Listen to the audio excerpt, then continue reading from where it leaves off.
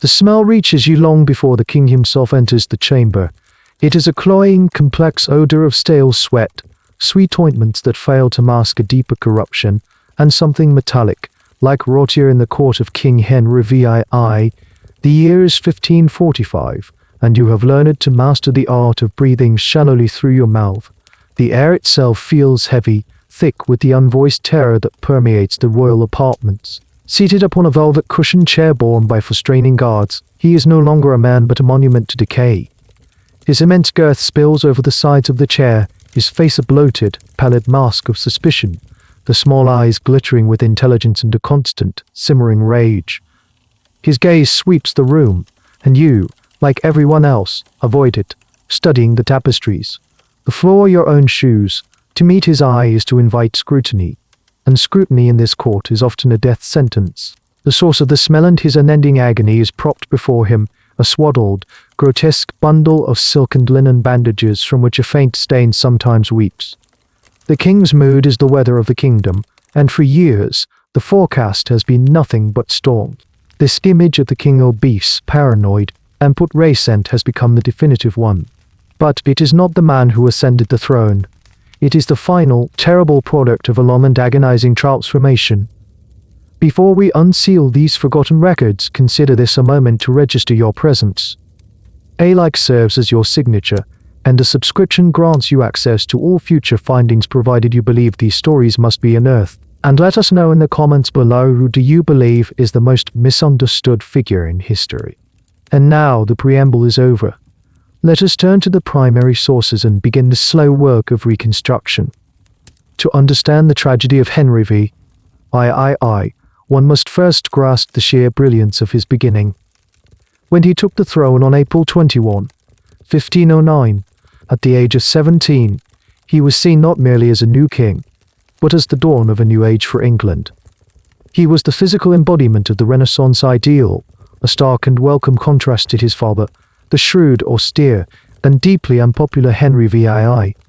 Where the father had been a creature of ledgers and political calculation, the son was a figure of mythic vitality. Contemporary accounts are universal in their praise of his physical form. The Venetian ambassador, Pasqualigo, described him in 1515 as the handsomest potentate I ever set eyes on. He stood between 6'1" and 6'3" tall, a towering figure in an age when the average man was significantly shorter.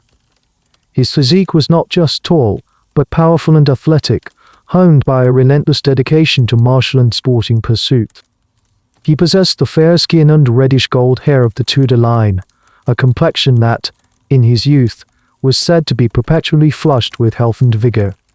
This physical prowess was not for show, it was the central pillar of his identity. Henry excelled at the joust, the most dangerous and prestigious sport of the nobility. For him, it was the theatre of kingship, a chance to display his courage, strength, and martial superiority before his court and foreign dignitaries.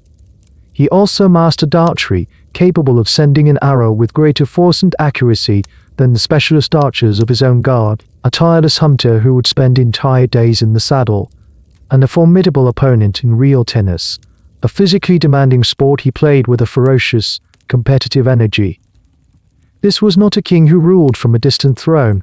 This was a warrior prince who led from the front, whose physical dominance was a direct expression of his royal authority.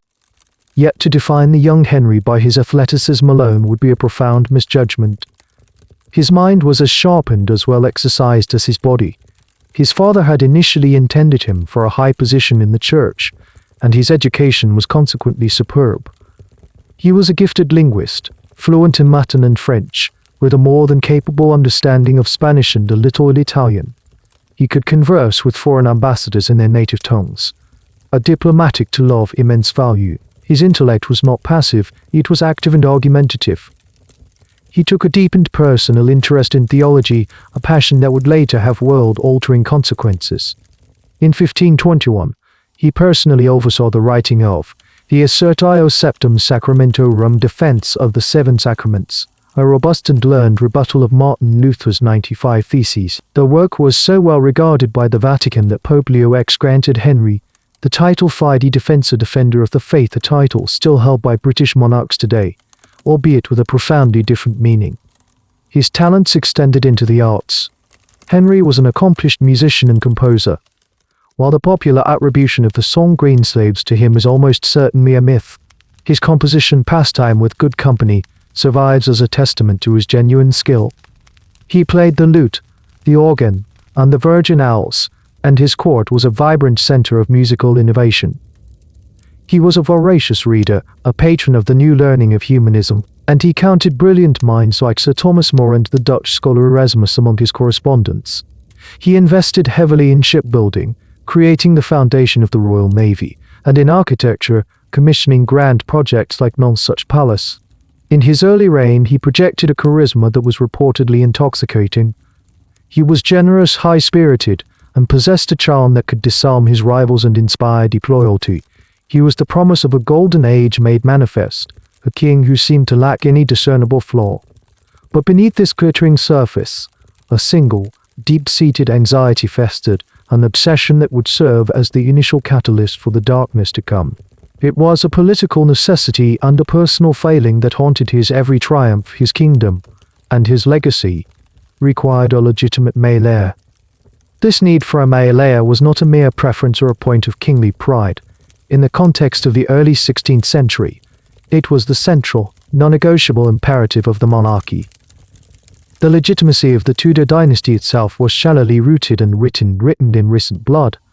England had only just emerged from the brutal, dynastic civil wars of the 15th century, known as the Wars of the Roses.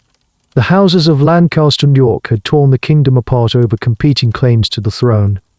Henry's own father, Henry Tudor, had become King Henry VIII by right of conquest, defeating the last Yorkist king, Richard III, at the Battle of Bosworth Field in 1485.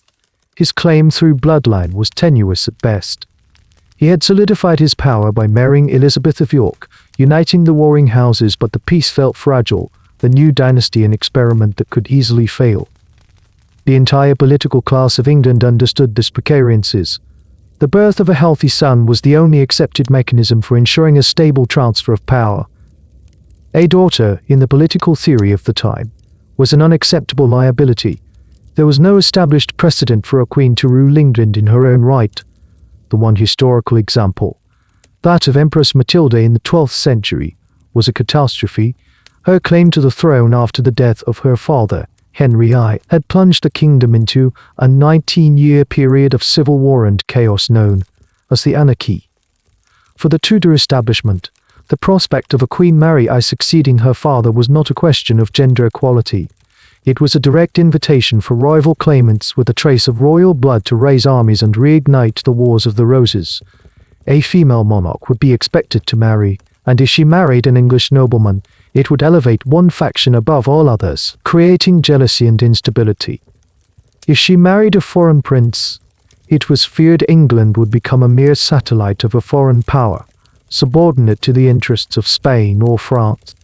This political necessity was amplified by Henry's personal psychology.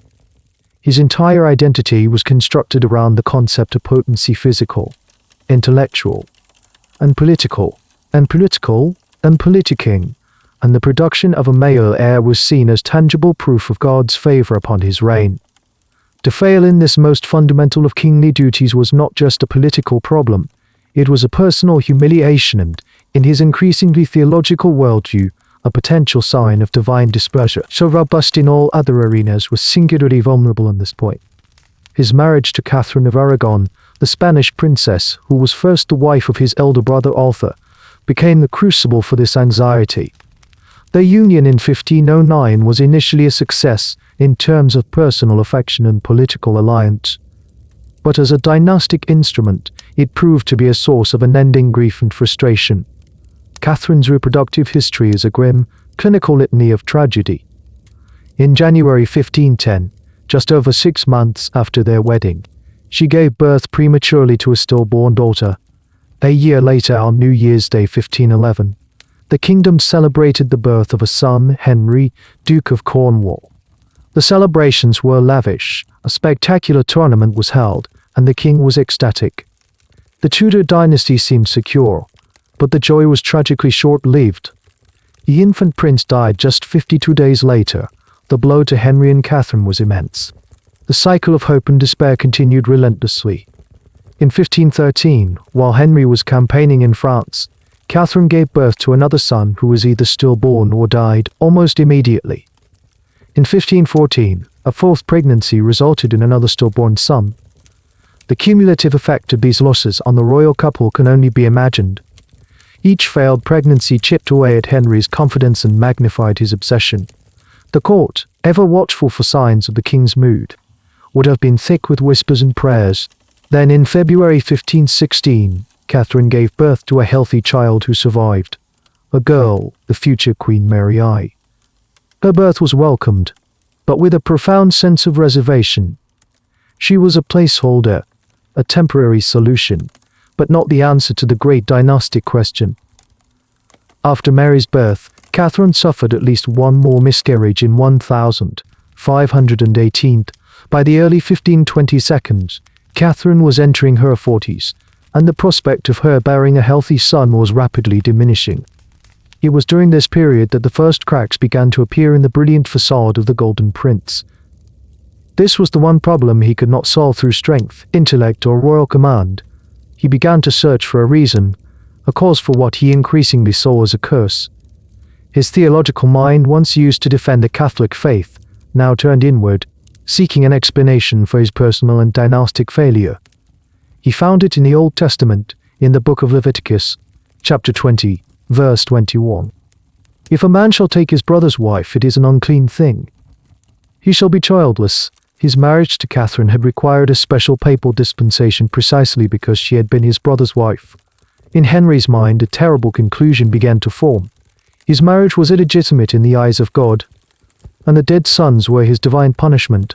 This conviction, born of dynastic desperation and pious anxiety, set him on a collision course with the authority of the Pope and the entire structure of Christendom. It was this obsession that would lead to his break with Rome. But before that seismic event, his body, the very symbol of his power, would suffer a less dramatic, yet equally significant blow.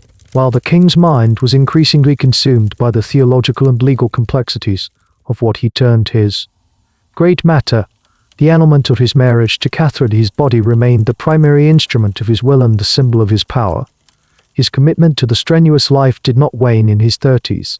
If anything, as his anxieties about the succession grew, he seemed to redouble his efforts in the physical arena, as if to prove to himself, his court, and to God that he was still the vigorous, potent monarch of his youth. The tournament, and specifically the joust, remained his favorite stage. It was a world of clear rules and decisive outcomes, a stark contrast to the murky, frustrating world of papal politics and diplomacy. In the lists, a man's worth was proven with a well-aimed lance, a victory was absolute, and a king could demonstrate his martial prowess in a controlled, theatrical setting. But the theatre of the joust was a dangerous one. The collision of two armoured knights, each weighing over 300 pounds with their plate steel, mounted on war horses bred for power and momentum, generated a kinetic force of terrifying destructive potential. The lances were designed to shatter on impact, but sometimes they did not. Sometimes the rider was unhorsed, falling awkwardly under the weight of his own armor. Serious injuries were common, and deaths were not unheard of. It was a calculated risk that all participants accepted, but for a king, upon whose life the stability of the entire realm depended, the risk was of a different magnitude entirely. In 1524, during a Shrovetide tournament at his royal palace of Placentia in Greenwich, this risk became terrifyingly real. Henry was 32 years old, still at the peak of his physical condition. On this day he was set to joust against his close friend and brother-in-law, Charles Brandon, the Duke of Suffolk. Brandon was one of the few men in England who could match the king in stature and skill, and their friendly but intensely competitive rivalry was a popular feature of court life. In the rush of preparation for a particular pass, a critical error occurred. According to the chronicler Edward Hall, the king's attendants, perhaps in awe or haste, neglected to ensure that he had lowered the visor of his new helmet. Henry, either distracted or overly eager for the charge, failed to notice the oversight. The signal was given. The two massive war horses thundered down the length of the tilt yard, the gap between them closing in seconds. The crowd would have held its breath, anticipating the familiar crash of wood on steel. But the sound was different this time. Brandon's lance, aimed true, struck the king squarely on the helmet, just above his right eye. With no visor to deflect the blow, the thick ash lance did not simply break. It exploded. The impact was violent enough to fill the king's helmet with splinters and shards of wood. For a moment it appeared the king was mortally wounded. He reeled in the saddle, dazed and momentarily stunned. The horrified court fell into a collective, panicked silence. The Duke of Suffolk, seeing the king's unprotected face and the result of his own lance, threw his weapon to the ground and swore he would never joust against the king again. The immediate aftermath was one of controlled panic. The king's squires rushed to his side, lifting the helmet from his head. Blood was present, but to their immense relief, the wound was superficial. A large splinter had penetrated the skin of his brow, but his eye was miraculously untouched. Henry, ever the performer and acutely aware of the image of his own invincibility, quickly regained his composure. He reassured the distraught Suffolk that it was an accident, absolving him of any blame and insisting the tournament continue. While he did not run another course himself that day, his quick recovery and dismissal of the incident reinforced his persona as a monarch whom even a shattered lance to the head could not seriously harm. Yet, the incident of 1524 was a profound and ominous warning. It was the first significant physical trauma Henry had suffered in his adult life, the first real crack in the armor of his perceived invincibility. It demonstrated in the starkest possible terms how quickly the life of the king, and with it the fate of England, could be extinguished in a moment of carelessness. The splinter that lodged above his eye could have, by a fraction of an inch, blinded him or pierced his brain. The entire succession crisis, the break with Rome, the English Reformation, all of it rested on a sliver of wood and a few millimeters of bone. More importantly, the incident reveals a critical aspect of Henry's psychology, his refusal to acknowledge his own physical vulnerability. The lesson of the 1524 accident was that a king should not engage in such reckless behavior. It was a lesson his counselors almost certainly urged upon him in private, but Henry did not learn this lesson. He continued to joust, to hunt, and to place himself in harm's way. His pride and his concept of kingship were so intertwined with these displays of martial masculinity that to abandon them would have been, in his own mind, an abdication of his very identity. This brush with mortality did not make him more cautious. It seems only to have reinforced his belief in his own blessed fortune. He had faced the danger and walked away, proving once again his exemplarishness. This hubris would have devastating consequences. The warning shot had been fired, but it went unheeded. The final decisive blow to his body was still 12 years in the future. By January of 1536, the landscape of Henry's life and kingdom had been irrevocably altered. He had broken with the Catholic Church, declared himself the supreme head of the Church of England, and had his marriage to Catherine of Aragon annulled. Catherine herself, exiled and stripped of her title, had died just a few weeks earlier, on January. The ambitious Anne Boleyn, who had, to his initial joy and subsequent frustration, given him not a son, but another daughter, Elizabeth, in the cold opening weeks of a new year, and was pregnant again, and the 40-year-old king was desperate for this child to be the main heir that had consumed his entire adult life. It was against this backdrop of immense political tension and personal hope that Henry once again decided to enter the courtyard at Greenwich Palace. The tournament, held on January 24th, 1536, was intended to be a celebration. The king was still physically imposing, though the athletic leaned to the heavier build of middle age. He was wearing a new suit of full plate armor, a masterpiece of the Greenwich Armories, designed to provide maximum protection while still allowing for the fluid movement the joust demanded. He was in his element, the center of attention, performing the role of the warrior king he so cherished. He had run several successful courses throughout the day, his performance drawing the applause of the court and presumably of Queen Anne, who watched from the stands. The precise details of what happened next are pieced together from several contemporary, though sometimes conflicting, accounts. The most immediate and influential report comes from the imperial ambassador, Eustace Chapuis, a man who was no friend to the king or to Anne Boleyn. According to his dispatches, Henry was engaged in a pass when his horse, also fully armored, lost its footing or was struck in such a way that it tumbled and fell heavily. The combined weight of the king, his massive suit of armor, and the armored warhorse, a total weight likely approaching half a ton, came crashing down onto the hard-packed earth of the tilt yard. The fall itself was catastrophic. Henry, strapped into his saddle and encased in steel, could not throw himself clear. He was trapped as the full weight of the falling horse came down upon him, specifically on his right leg. A sickening crunch of bone and steel would have been audible over the gasps of the crowd. The horse, in its own death throes of panic, may have rolled or struggled, further crushing the king's trapped limb beneath it. For a horrifying moment, the king lay motionless, pinned under the dead or dying animal. Panic erupted in the stands. Courtiers and squires rushed onto the field, a chaotic scene of shouting men struggling to lift the immense weight of the horse off their monarch. It was in this moment of absolute terror and confusion that a rumor, swift and devastating, spread through the onlooking crowd. The king was dead. The fall had been too severe, the impact too great. For a king to be killed in such a public and violent manner would have been an unparalleled disaster, instantly plunging the kingdom into a succession crisis of the highest order. With Catherine of Aragon dead, her daughter Mary was now officially considered illegitimate. The king's only other heir was the 2-year-old Elizabeth. The Boleyn faction and the supporters of Mary would have been pitched into immediate and violent conflict.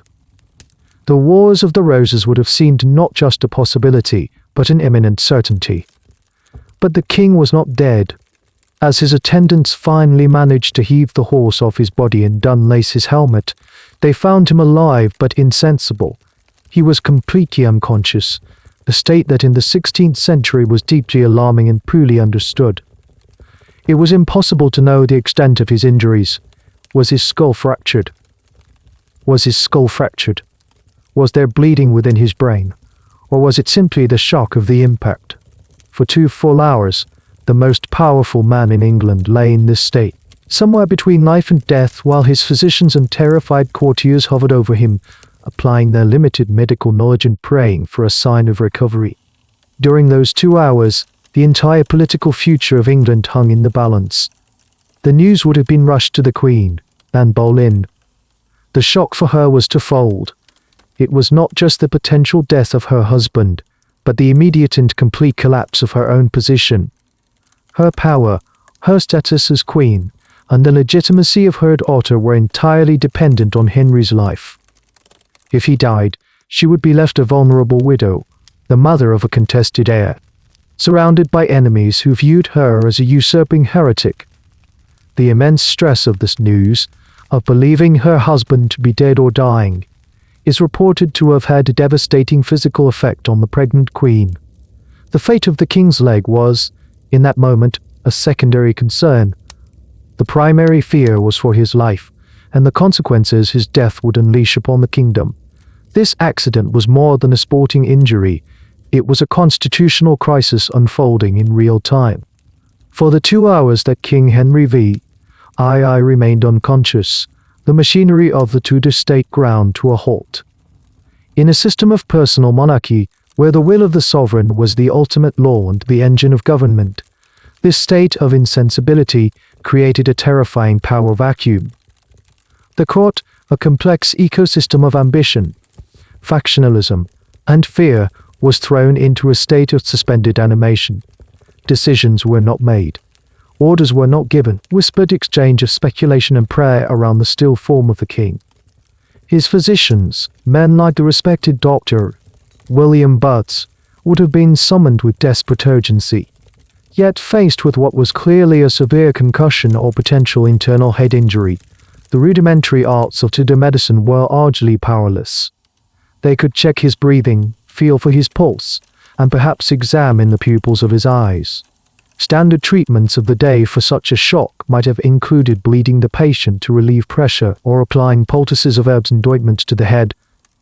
But in reality, their role was reduced to that of helpless observers presiding over a tense vigil, unable to offer any prognosis with certainty. Every passing minute that the king did not stir deepened the crisis. The political ramifications were immediate and profound. For the faction centered around Queen Anne and her family, her father, Thomas Boleyn, Earl of Wiltshire, and her brother, George Boleyn, Lord Rochford. This was an existential threat.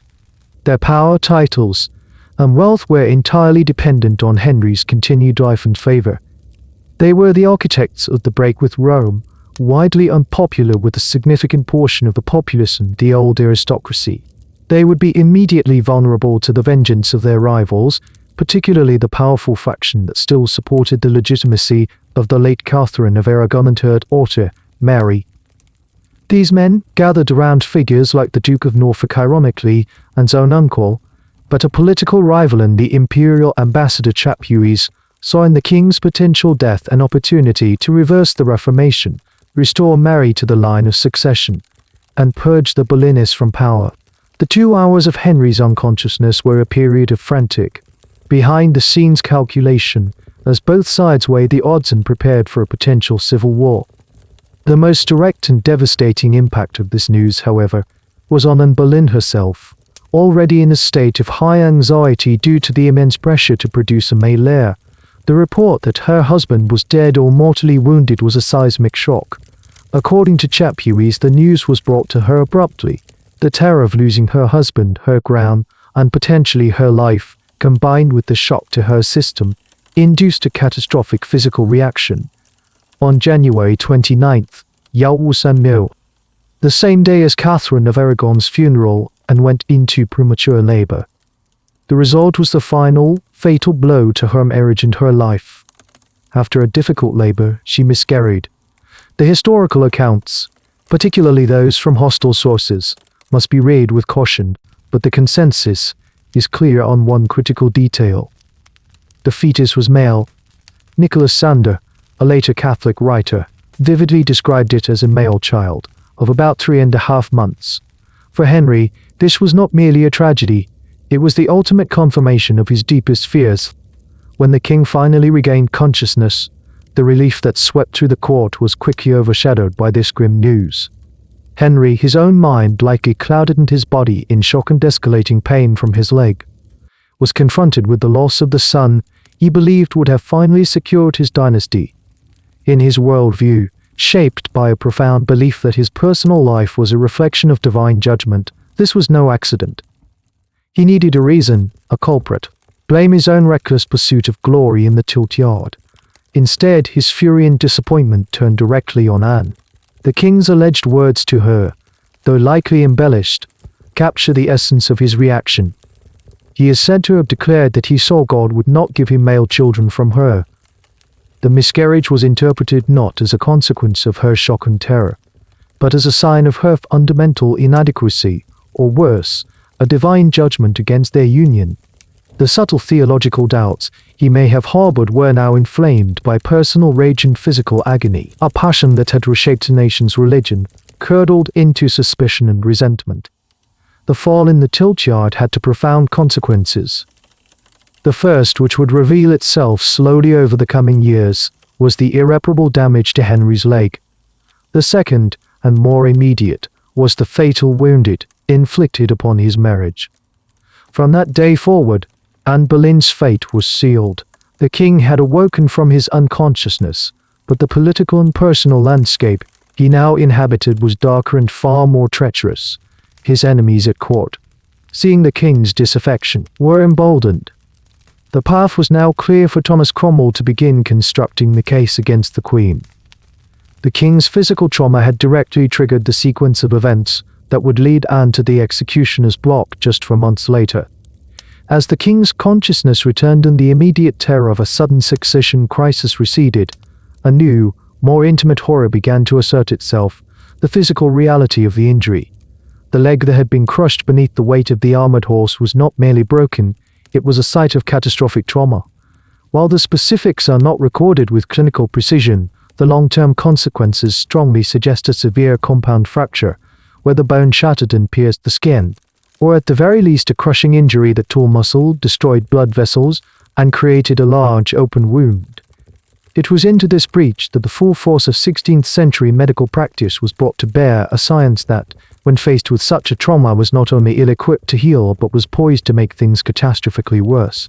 To understand why Henry's wound was a death sentence delivered over 11 agonizing years, one must first understand the intellectual framework of Tudor medicine.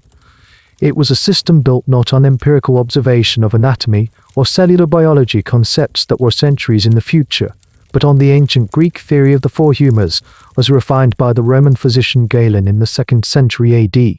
This theory held that the human body was composed of four fundamental fluids, or humours: blood, phlegm, yellow bile, and black bile. A healthy person was one in whom these four humours were in perfect balance. Illness was the result of an imbalance in excess or deficiency of one or more humours. The entire practice of a university-trained physician was dedicated to identifying and correcting these imbalances. But the patient's pulse, the colour and smell of their urine uroscopy was a highly developed, if entirely incorrect, diagnostic art, and the alignment of the stars and planets at the time of the illness's onset. Treatment consisted of rebalancing the humours through methods such as bloodletting phlebotomy to remove an excess of blood, prescribing emetics or purges to expel excess bile, and dietary changes to promote the creation of a needed humour. However, a physician, for all his learning in Latin and philosophy, would generally not deign to perform manual procedures. The physical treatment of a wound like the king's fell to a different class of practitioner, the barber surgeon. These were craftsmen, not scholars, who learned their trade through apprenticeship. Their purview was the body's exterior, setting bones, amputating limbs, draining abscesses, and dressing wounds, while they possessed practical, hands-on experience. Their work was still guided by the overarching principles of humoral theory. When the king's surgeons first approached the mangled leg, their primary goals would have been threefold: to stop the bleeding, to remove any foreign objects like dirt or splinters from the armor's lining, and to close the wound. The bleeding may have been stopped with pressure, or with the brutal but effective application of a cauterizing iron, searing the blood vessels shut and causing immense tissue damage in the process. The wound would have been cleansed, likely with wine, which, due to its alcohol content, would have had some mild, accidental antiseptic effect. The next step, dressing the wound, was the most critical and, in the long run, the most destructive. The surgeons would have applied a poultice, a soft, moist mass of material intended to draw out impurities and promote healing. These could be made from a vast array of ingredients: bread soaked in milk, boiled herbs like comfrey known as knit bone, yarrow or plantain, mixed with honey or lard as a base. Some of these ingredients, like honey, possess genuine antibodies, but their use was based on tradition, not scientific understanding. Other common additives included compounds of lead, arsenic, or mercury, all of which were highly toxic and would have killed healthy tissue, impeding the healing process. Crucially, the entire process was governed by a concept that is anathema to modern medicine: the doctrine of laudable pus. Guided by Galenic principles, Tudor surgeons believed that the formation of thick, creamy, odorless pus in a wound was a positive and necessary part of healing. They saw it as the body's method of expelling the bad humours or morbid matter associated with the injury. A wound that did not produce this pus was considered dangerously dry and unhealthy. Therefore, treatments were often designed not to prevent infection, but to actively encourage suppuration. Surgeons might insert a tent, a roll of linen, or silk into a wound to keep it open, allowing it to drain and produce the desired pus. They used irritating ointments to provoke the body's inflammatory response. In the case of Henry's leg, this medical philosophy was a recipe for disaster. What was likely a deep, contaminated wound, possibly with bone fragments starved of blood supply, was not cleaned aseptically unsealed. Instead, it was packed with foreign materials and treated with substances that encouraged the growth of bacteria. Every time the bandages were changed, the wound was exposed to the unhygienic conditions of a 16th century royal court, introducing new pathogens. The very process designed to heal the king was, in fact, methodically cultivating a deep and persistent infection that would take root in the traumatized tissue and bone. The king, a man of keen intellect who took a personal interest in medicine and even concocted his own remedies, would have been a participant in this process, fully believing in the flawed science that was systematically destroying his body. In the immediate weeks following the accident, The king's physicians and surgeons likely believed their interventions were proceeding according to established medical principles. The wound on his leg, kept open on draining, produced the copious amounts of laudable pus that their training had taught them was a sign of the body purging itself of corrupt humors. From their perspective, this was a positive, if unpleasant, stage of the healing process. They would have continued their regimen of poultices, ointments, and regular, agonizing changes of dressings, expecting that, in time, the suppuration would lessen, healthy flesh would granulate, and the wound would close. The king's formidable constitution, which had served him so well in his youth, was expected to overcome this trauma as it had all others. But beneath the linen bandages, a very different process was unfolding. The deep, crushing nature of the injury had created a perfect environment for an anaerobic and aerobic bacterial catastrophe. The impact had destroyed not just skin and muscle, but also the delicate network of blood vessels that supplied the area with oxygen and nutrients. Pockets of tissue, starved of blood, began to die, a process known as necrosis. This necrotic tissue became a nutrient-rich medium for the bacteria introduced from the dirt of the tilt-yard and the unsterile hands and instruments of his attendants. The laudable pus so welcomed by his surgeons was, in fact, the grim evidence of a massive infection, a thick fluid of dead white blood cells, liquefied tissue, and living undead bacteria. The body's natural healing mechanisms were systematically overwhelmed. For a wound to close, new skin cells must migrate across a healthy, well-vascularized bed of granulation tissue. In Henry's leg, this bed was a morass of infection and decay. Furthermore, it is highly probable that the injury involved a severe fracture of the tibia, the large bone in the lower leg. If bone fragments were left improperly set or stripped of their parasitum, the membrane that supplies blood to the bone, they too would have become necrotic. This creates the conditions for osteomyelitis, a deep and persistent bone infection that is notoriously difficult to treat even with modern antibiotics. For the Tudor surgeon, it was an invisible, insurmountable obstacle. As weeks turned into months, the acute wound failed to transition into a healed scar. Instead, it evolved into a chronic ulcer. An ulcer is defined as a break in the skin or mucous membrane that fails to heal. In Henry's case, it was a traumatic varicose ulcer. The initial injury likely damaged the veins in his leg, impairing their ability to efficiently return blood to the heart. This led to a condition of venous stosis, where blood pooled in the lower leg, increasing pressure, causing swelling edema, and further starving the surrounding skin of oxygen. The wound thus became self-perpetuating, the infection prevented healing, and the poor circulation caused by the initial trauma and subsequent swelling created an environment where infection could thrive. The court would have become slowly aware that something was gravely wrong. The king's recovery was not progressing as expected. His mobility, once a defining feature of his personality, was now severely restricted. He was subject to recurrent fevers as his body fought the persistent, systemic infection. The process of changing the dressings on the ulcer would have been a daily or twice-daily ritual of excruciating pain. The surgeons would have had to debride the wound, scraping away the dead tissue and thick pus, a procedure performed without anesthesia. The king's roars of pain would have echoed through the royal apartments, a terrifying and constant reminder of his affliction. And then there was the smell. As the infection deepened and the tissue continued to decay, the ulcer would have begun to emit a foul, putrid odor. No amount of perfumed water, pomander or burning incense in his chambers could fully mask the scent of his own body's decomposition. It was the smell of gangrene, a deeply unsettling odor that became a permanent feature of his presence. This was a profound humiliation for a king obsessed with his own image and physical magnificence. The most powerful man in the realm was unable to command his own flesh, and the evidence of his body's betrayal was an unavoidable sensory assault on everyone who entered his presence. This wound was not merely a physical ailment. It was becoming a source of deep psychological torment, a constant, malodorous companion that would shadow the monumental political decisions he was about to make. The physical torment of the king's leg and the dynastic disaster of his wife's miscarriage were not parallel events. They were a single, intertwined catastrophe.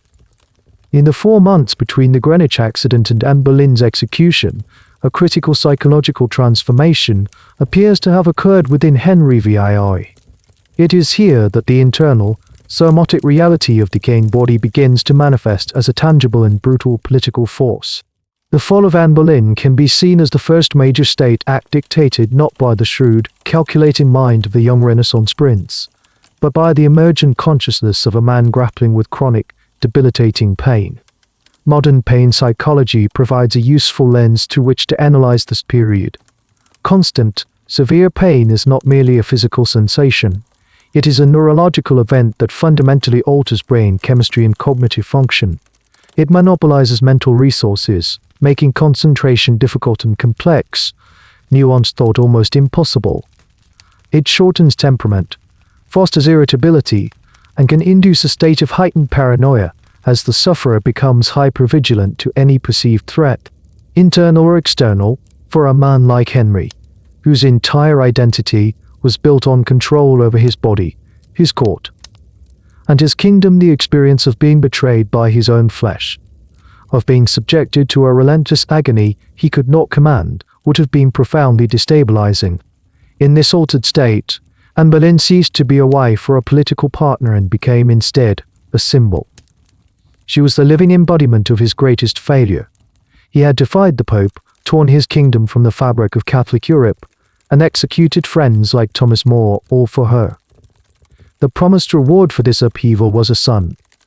When she miscarried that son, at the very moment his own body was broken and his mortality made brutally apparent, the psychological calculus shifted. Her failure was no longer a simple disappointment. It was a personal betrayal, a sign from God that the entire project was cursed. The chronic throb in his leg became a physical counterpart to the spiritual and dynastic agony she now represented. To a mind distorted by pain and seeking a simple cause for its complex suffering, removing the symbol felt like a solution to the suffering itself. This psychological vulnerability created a political opportunity for those in the court who sought to remove the Queen. Chief among them was the King's principal secretary, Thomas Cromwell. A master political strategist, Cromwell had been an architect of the Reformation and an ally of the Boleyns. However, his own survival depended on his ability to anticipate and serve the king's will. By the spring of 1536, he would have observed the king's growing revulsion for Anne, heard his frustrated and angry pronouncements, and felt the shift in the political winds. Cromwell's genius lay in his ability to translate the king's raw, emotional desires into the formal, legalistic machinery of the state. He did not create the king's hatred for Anne, rather, he provided the mechanism to act upon it. The speed and ferocity of Anne's downfall are evidence of this new, pain-fueled impulsivity. A rational king seeking to end a marriage might have pursued another annulment, arguing consanguinitin or a pre-contract, but Henry, in his current state, did not desire a quiet separation. He required a complete and violent obliteration. The charges leveled against Anne were not those of a sterile legal argument. They were the stuff of paranoid fantasy, including the court musician Mark Smeaton and, most shockingly, incest with her own brother George Boleyn. The accusations were designed not merely to remove her, but to utterly destroy her reputation and, by extension, to retroactively justify the king's decision to eliminate her. They painted her as a monstrous figure, a witch whose seductive powers had temporarily blinded the king, but whose inherent corruption had now been revealed through the birth of a deformed fetus of vicious rumor that likely stemmed from the premature nature of the miscarriage. The trials were a formality, the verdicts a foregone conclusion. On May 19, 1536, less than 4 months after the jousting accident, Anne Boleyn was beheaded on Tower Green by a swordsman specially brought from France. Henry had shown her a final, peculiar mercy by granting her a death that was quicker and considered more dignified than the axe. 11 days later, on May 30th, the king, his wounded leg still swaddled in bandages, married Jane Seymour. This breathtaking speed speaks not of a cold, political calculation, but of a desperate, almost frantic need to erase the past and secure a future free from the perceived source of his torment. He had surgically excised the woman he blamed for his failures, hoping, perhaps, that this act of political butchery would somehow mirror and mend the corruption within his own flesh. It would not. The execution of Anne Boleyn was simply the first time the kingdom was made to bleed in sympathy with its king. The execution of Anne Boleyn and the marriage to Jane Seymour marked a brief, hopeful interlude for the king and his court.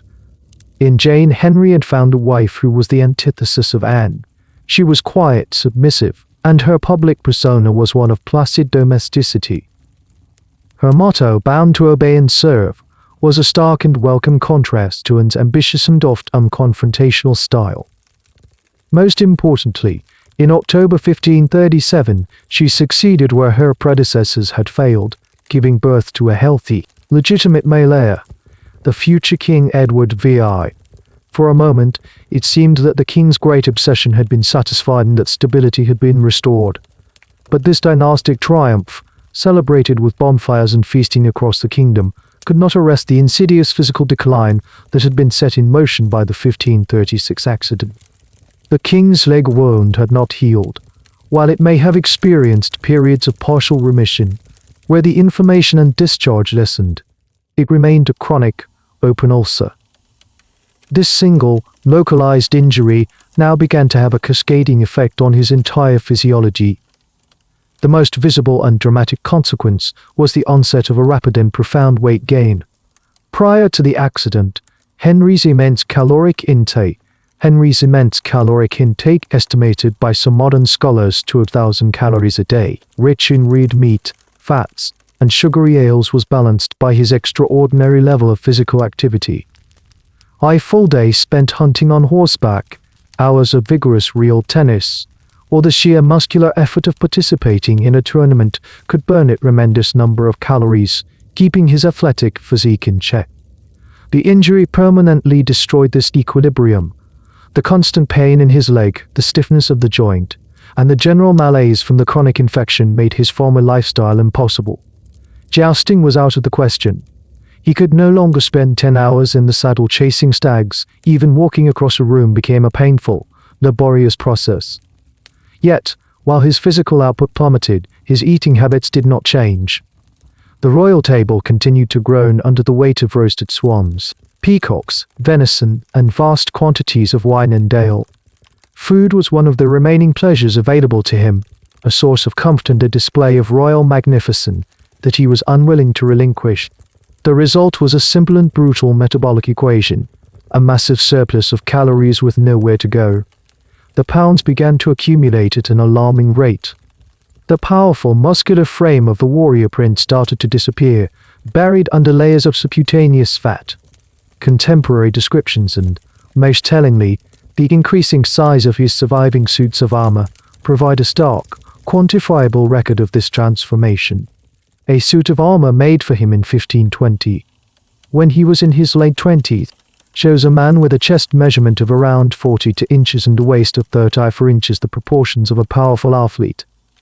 By the early 1542s, his last suits of armor were built to accommodate a man with a chest of 54 inches and a waist of 51 inches. By the end of his life, his waist measurement was reported to be an incredible 54 inches, and his body weight is estimated to have bounds approximately 180 kilograms. This morbid obesity was more than a matter of appearance. It was a comorbidite that actively worsened his primary ailment and created new ones. The immense weight placed enormous strain on his skeletal frame, particularly on his already damaged right leg and his compensating left leg. It would have exacerbated his pain and further limited his mobility, creating a vicious cycle of inactivity and weight gain. Blood flow, already poor in his lower extremities due to the damaged veins, would have been further impeded by the sheer pressure of the surrounding fat. This created the perfect conditions for the leg ulcer to not only persist, but to worsen, as the tissue was starved of the oxygenated blood needed for healing. The king was, in effect, being crushed and suffocated by his own body. His world, once defined by the open fields of the hunt and the expansive grounds of his palaces, began to shrink. He became increasingly sedentary, a prisoner of the chair and the chamber. Servants had to devise special contrivances, what some historians refer to as engines, to move him around his palaces, particularly up and down stairs. This growing immobility and physical dependence was a source of profound humiliation for a man whose identity was so deeply rooted in self-sufficiency and physical dominance. The golden prince was gone, replaced by a bloated, immobile figure, a king whose physical decay was becoming as much a feature of his reign as any act of parliament. His body was becoming a cage, and the psychological impact of this imprisonment would increasingly be felt by all those who lived under his rule. As the 1530 seconds gave way to the 1540 seconds, the wound on Henry VII's leg ceased to be an injury in the conventional sense. It was no longer a matter of healing but of management. It had become a permanent and defining feature of his physical existence, a grotesque fixture that dictated the rhythm of his daily life. The initial traumatic ulcer had, through a combination of chronic infection, poor circulation, and the king's worsening overall health, established itself as a deeply entrenched part of his anatomy. The hope for a clean, scarred closure had long since vanished, replaced by the grim reality of a perpetually open, suppurating lesion. The ulcer would have appeared as a crater in the flesh of his lower leg, likely the shin or calf. The edges would be raised and calloused, the surrounding skin discolored a brownish or purplish hue, a condition known as ptosis dermatitis, caused by the pooling of blood cells into the tissue. The base of the ulcer itself would be a foul landscape of decaying matter.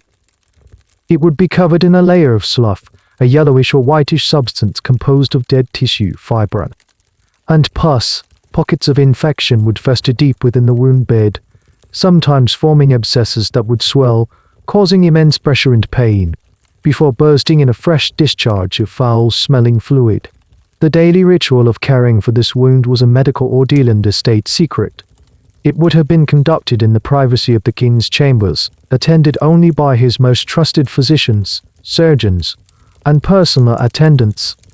The process would begin with the careful removal of the bandages, which would often be stuck to the wound with dried exudate, making their removal an act of exquisite torture. Once exposed to the air, the stench, which the king's household had become accustomed to, would intensify, filling the room. The surgeons would then have to clean the ulcer, a task that required both a strong stomach and a steady hand. They would use probes to explore the depth of the lesion, checking for new pockets of infection. They would use scalpels or spoons to debride the wound, scraping away the softened necrotic tissue to reveal the raw, bleeding flesh beneath. Every touch of their instruments on the inflamed nerves would have sent bolts of agony through the king's body. After this brutal cleaning, new ointments on poultices would be applied. The king himself, a keen amateur apothecary, took a deep and personal interest in these concoctions. Surviving collections of remedies from the period, some attributed to the king himself, list ingredients like ground lead, mercury, and verdere exotoxic copper salt, mixed with lard or wax. These heavy metals had astringent and, to a limited extent, antimicrobial properties, but they were also psychotics, meaning they killed healthy cells just as readily as bacteria, thus preventing the formation of the delicate granulation tissue needed for healing. The wound would then be re-bandaged, a complex process of wrapping the leg in layers of clean linen to absorb the constant discharge. This entire procedure would be repeated at least once, sometimes twice a day, for the rest of his life. There were periods where the ulcer would seem to improve, a process known as epithelialization, where a thin, fragile layer of new skin would form over the wound. The court would celebrate these moments, seeing them as a sign of the king's returning health. But these closures were temporary. The deep-seated infection, particularly if it had penetrated to the bone, would continue to fester beneath the surface. Pressure would build until a new abscess formed and burst through the delicate new skin, reopening the ulcer and starting the cycle of pain and suppuration all over again. These periodic flare-ups were often accompanied by systemic symptoms, high fevers, chills, and a debilitating malaise, as the infection overwhelmed his immune system and entered his bloodstream, a condition known as septicemia. This permanent, foul-smelling wound became the central organizing principle of the king's life. His mood, and by extension the political climate of England, was directly tied to the state of his leg. On days when the pain was manageable and the discharge minimal, he might be cheerful, conduct business, and show flashes of his old charisma. On days when the ulcer was inflamed, When a new abscess was forming, or when he was in the grip of a fever, the pain would make him monstrous. He would be consumed by an explosive, unpredictable rage, lashing out at his counselors, his servants, and his family for the slightest perceived offense. The ulcer was a constant, agonizing reminder of his own mortality and weakness, and the rage it produced was a desperate, futile attempt to project his internal suffering onto the external world. The court learned to read the signs, to gauge the king's temper by the smell from his chambers or the grimaces of pain that passed across his face. The fate of ministers and the policies of the kingdom were now held hostage by a festering lesion on the tyrant's leg. The permanent ulceration of the king's leg was more than a localized, physical affliction. It was a relentless assault on his central nervous system and, by extension, on the very structure of his personality.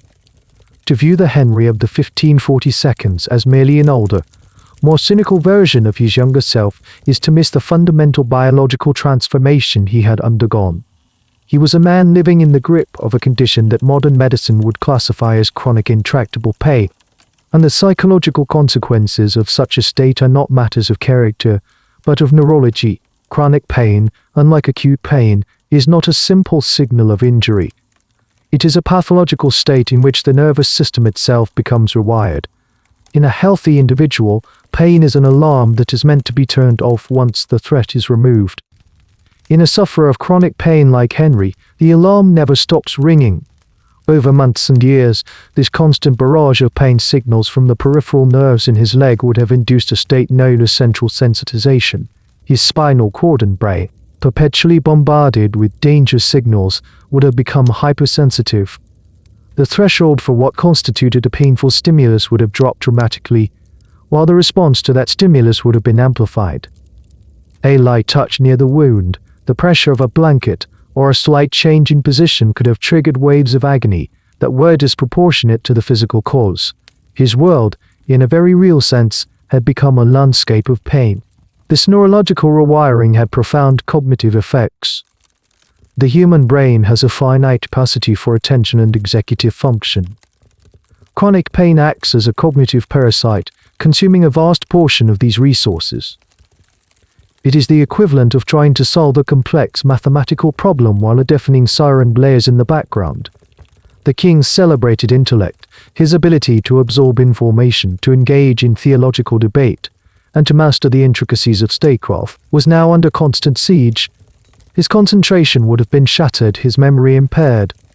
His decision-making, once a blend of calculation and charisma, would have become increasingly simplistic, driven by impulse and emotional reaction rather than careful consideration. The mental energy required just to endure the moment-to-moment reality of his pain left little in reserve for the patient work of governing. The emotional consequences were even more dramatic. The neural pathways that process physical pain are deeply interconnected with the brain's emotional centers, particularly the amygdala and the prefrontal cortex, which regulate fear, anger, and impulse control. The constant firing of these pathways depletes key neurotransmitters, such as serotonin and norepinephrine, which are essential for mood stability.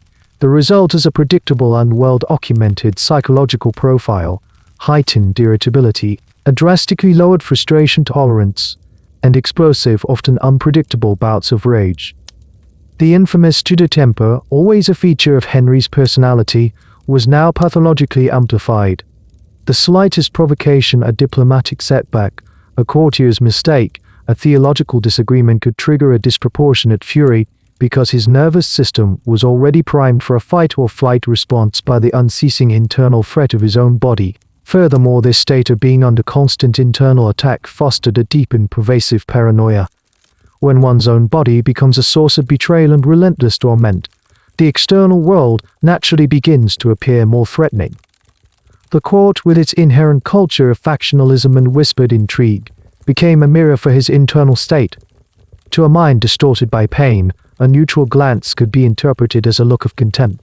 A private conversation between two ministers could be seen as a conspiracy. His inability to trust his own flesh metastasized into an inability to trust anyone around him. This paranoia was not just a political calculation. It was a symptom, a cognitive distortion driven by the neurological chaos he also had unleashed. He was a king whose body was at war with itself, and he increasingly saw that war reflected in the faces of everyone he met. This internal agony was about to find its first large-scale, external expression in one of the most brutal suppressions of his entire reign. The internal, neurological chaos caused by Henry's unhealing wound did not remain a private matter for long. In the autumn of 1536, a vast and dangerous challenge to his authority erupted in the north of England, providing the first major stage upon which the king's new, pain-forged personality would act. The rebellion, which came to be known as the Pilgrimage of Grace, was the single largest popular uprising of the entire Tudor period. It was a complex movement, a coalition of nobles, gentry, clergy, and commoners united by a potent mixture of grievances. At its heart was a profound opposition to Henry's religious reforms, the dissolution of the monasteries, which were not just spiritual centers but also vital sources of charity, education, and economic stability in the conservative north, the rejection of papal authority, and the rise of reformist figures like Thomas Cromwell and Archbishop Thomas Cranmer. This was not a small, localized riot. It was a highly organized mass movement that, at its peak, numbered some 30,000 men under the command of a charismatic lawyer named Robert. They marched under the banner of the 5 Wounds of Christ, restoring monks to their shuttered monasteries and seizing control of key northern cities, including York. They were not, they insisted, rebels against the king himself, but petitioners seeking to free him from the influence of heretical and low-born councillors. They wanted a return to the old faith and the old ways. Initially, the king's response was hampered by logistical reality. The state lacked a standing army large enough to confront such a force directly. Henry was forced into a position he detested: negotiation. He dispatched a royal army under the command of the Duke of Norfolk, not to fight but to parley. At a conference near Doncaster in December 1536, Norfolk, acting on the king's authority, made a series of sweeping promises to the pilgrims. He offered a general pardon to all participants and agreed that a parliament would be held in York the following year to discuss their grievances. Believing they had achieved their objectives, the pilgrim army disbanded, and the leaders returned to their homes, trusting in the king's word. It is in what happened next that the pathology of the new Henry becomes terrifyingly clear. To the king, now perpetually besieged by the internal insurrection of his own flesh, this external uprising was an intolerable affront. The pilgrims claimed to be loyal subjects trying to correct. His government was, in his paranoid mind, a thinly veiled challenge to his supreme authority. The need to negotiate with them, to promise concessions, was a humiliation that festered alongside the physical pain in his leg. He had been made to look weak, and in his current state, weakness was an existential threat. The pardon he offered was not an act of mercy but a tactical delay. In January 1537, a separate, smaller, and ill-advised uprising broke out in Cumberland, led by Sir Francis Bigod. Bigod had been a pilgrim, but did not trust the king's promises. This minor rebellion, which was quickly put down, provided Henry with the legal and moral pretext he had been waiting for. He declared that the pilgrims had broken their side of the agreement by engaging in new acts of treason. The pardons were now void. His instructions to the Duke of Norfolk, sent in a series of letters, reveal a mind stripped of all clemency and consumed by a desire for overwhelming, terror-inducing vengeance. The king's orders were explicit and chilling. Norfolk was to impose martial law across the northern counties. He was commanded to bypass the normal legal process and execute the rebels by the score. In a letter dated February 22, 1537, Henry wrote that Norfolk must cause such dreadful execution to be done upon a good number of the inhabitants of every town, village, and hamlet that have offended. This was not a call for the targeted punishment of the ringleaders. It was a command for collective punishment, for the systematic application of state terror designed to cauterize the rebellious spirit of the entire region. The suppression was brutal and methodical. An estimated 216 people were executed in the aftermath. Monks and priests who had supported the cause were hanged from the steeples of their own churches. Common men were hanged in their village greens as a warning to their neighbors. The gentry and noble leaders, including Robert, were taken to London, subjected to show trials, and condemned to the most brutal death the state could devise: hanging, drawing, and quartering. Agony himself was sent back to York Watering, the symbolic heart of the rebellion, and hanged in chains from the top of Clifford's Tower until he died. This was not justice, it was a performative act of rage. The sheer scale and indiscriminate cruelty of the retribution went far beyond what was politically necessary to secure the region.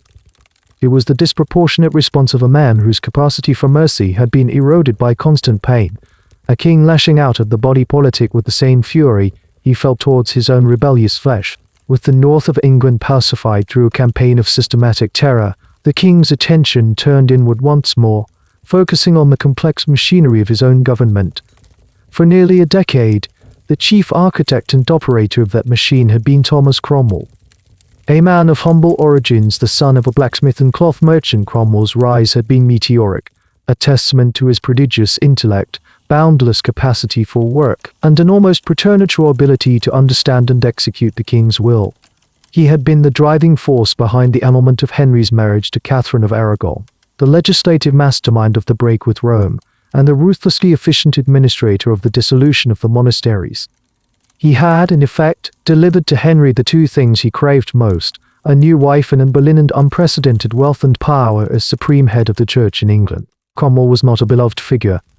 The old, landed aristocracy viewed him as a low-born upstart, an agent of radical change who threatened their traditional privileges. Religious conservatives saw him as a heretic, the chief promoter of Protestant ideas within the king's council. Yet for as long as he retained the king's absolute confidence, he was untouchable.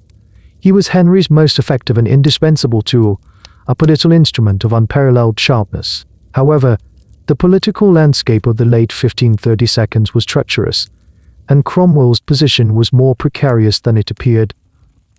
The king he now served was not the same man who had first elevated him to power. The Henry of 1540 was a monarch whose judgment was increasingly clouded by the toxic cocktail of chronic pain, religious anxiety, and creeping paranoia. His flushes of rage were more frequent, his suspicions more easily aroused, particularly the conservative faction led by Cromwell's rivals, the Duke of Norfolk and Bishop Stephen Gardiner, who were constantly whispering in the king's ear, seeking any opportunity to bring their enemy down. That opportunity came in the form of a diplomatic marriage. Following the death of Jane Seymour in 1537, Henry had remained a widower for 2 years. Cromwell, whose foreign policy was centered on building a coalition of Protestant states in Europe against the Catholic powers of France and the Holy Roman Empire, saw an opportunity. He strongly advocated for a marriage between Henry and Anne of Cleves, the sister of the German Duke of Cleves. Such an alliance would cement England's position within the Protestant bloc and provide a strategic counterweight to the king's Catholic enemies. Cromwell, relying on diplomatic reports and a famously flattering portrait by the court painter Hans Holbein the Younger, presented Anne to the king as a beautiful, charming, unsuitable bride. Henry, eager to remarry and secure his dynasty with Montmirail, agreed. But the project was a disaster from the moment of their first meeting in January 1540. The 48-year-old king, now grossly overweight, immobile, and in constant pain, was confronted with a woman who, he immediately decided, bore no resemblance to Holbein's portrait. He was famously uncrudely reported to have referred to her as the Flanders mare. He found her plain, lacking in the sophisticated accomplishments of his previous wives, and was unable to consummate the marriage. For a king whose ego was already so fragile, whose sense of his own virility was under constant assault from his decaying body, this was a profound and public humiliation. Cromwell's enemies seized their chance. Norfolk and Gardiner fed the king's fury, blaming Cromwell for engineering the disastrous match. They portrayed it not as a simple miscalculation, but as a deliberate act of deception, a sign of Cromwell's heretical and treasonous intent. They played on the king's deepest fears, suggesting that Cromwell's reformist religious policies were a cover for a more radical agenda that threatened the very foundations of the kingdom. In his pain-riddled and paranoid state, was receptive to these accusations. The man who for years had been the perfect mirror of the king's own desires was now cast as the source of his current shame and frustration. The end came with a speed and finality that was characteristic of Henry's new mode of operation. On June 10, 1540, during a meeting of the Privy Council, the captain of the guard, entered and arrested Thomas Cromwell on charges of treason and heresy. He was not granted a trial by his peers, a right he, as a peer of the realm, was entitled to. Instead, he was condemned by an Act of Attainder, a parliamentary procedure that he himself had used so effectively against others, which declared him guilty without the need for a formal trial. Cromwell was imprisoned in the Tower of London, from where he wrote a series of desperate letters to the king, pleading his innocence. In one, he wrote a postscript that is a heartbreaking cry of a man facing the abyss. "Most gracious prince, I cry for mercy, mercy." On July 28, 1540, the same day the king married his fifth wife, Catherine Howard, Thomas Cromwell was beheaded on Tower Hill. The execution was reportedly botched, a gruesome and protracted affair. The king had sacrificed his most loyal and capable minister to assuage his own wounded pride. The fall of Cromwell was a chilling demonstration that in the court of the aging Henry, no amount of past service or proven competence could provide security against the king's increasingly erratic and emotionally driven wrath. The execution of Thomas Cromwell sent a tremor of existential terror through the English political establishment. It was a chilling lesson, written in blood on Tower Hill, that competence, loyalty, and even a decade of unparalleled success were no defense against the king's capricious wrath. With Cromwell gone, a vacuum of power and, more importantly, a vacuum of predictability opened at the heart of the Tudor government. The court of the 1542s became a fundamentally different place, a claustrophobic, high-stakes environment where political survival depended less on policy or alliance, and more on the daily, hourly reading of a single, volatile variable, the physical state of the king. The wound in Henry's leg had ceased to be his private agony, it was now the unaccountable, foul-smelling constitution of the kingdom. The primary political science of the court became a form of crude, observational medicine. Courtiers, ministers, and foreign ambassadors developed a new set of skills, becoming connoisseurs of the king's decay. The day's political forecast was not determined by diplomatic dispatches or parliamentary bills, but by whispers from the king's private chambers. Did the king sleep through the night, or was he heard roaring in pain? What was the demeanor of the surgeons as they left his presence? Were they grim-faced and silent, or did they show a flicker of relief? A courtier's career, or even his life, could depend on accurately interpreting the answers to these questions. Access to the king's person, always the currency of royal courts, became a matter of life and death. The gentlemen of the privy chamber, the men who dressed the king, who aided his laborious movements, and who were present for the changing of his leg dressings, became the most vital sources of intelligence. They were the gatekeepers of the nation's most critical secret, the precise level of the king's suffering on any given day. A minister with a petition to present or a policy to propose would first discreetly consult one of these men. To approach the king on a bad leg day with anything other than unqualified good news was to risk professional and physical ruin.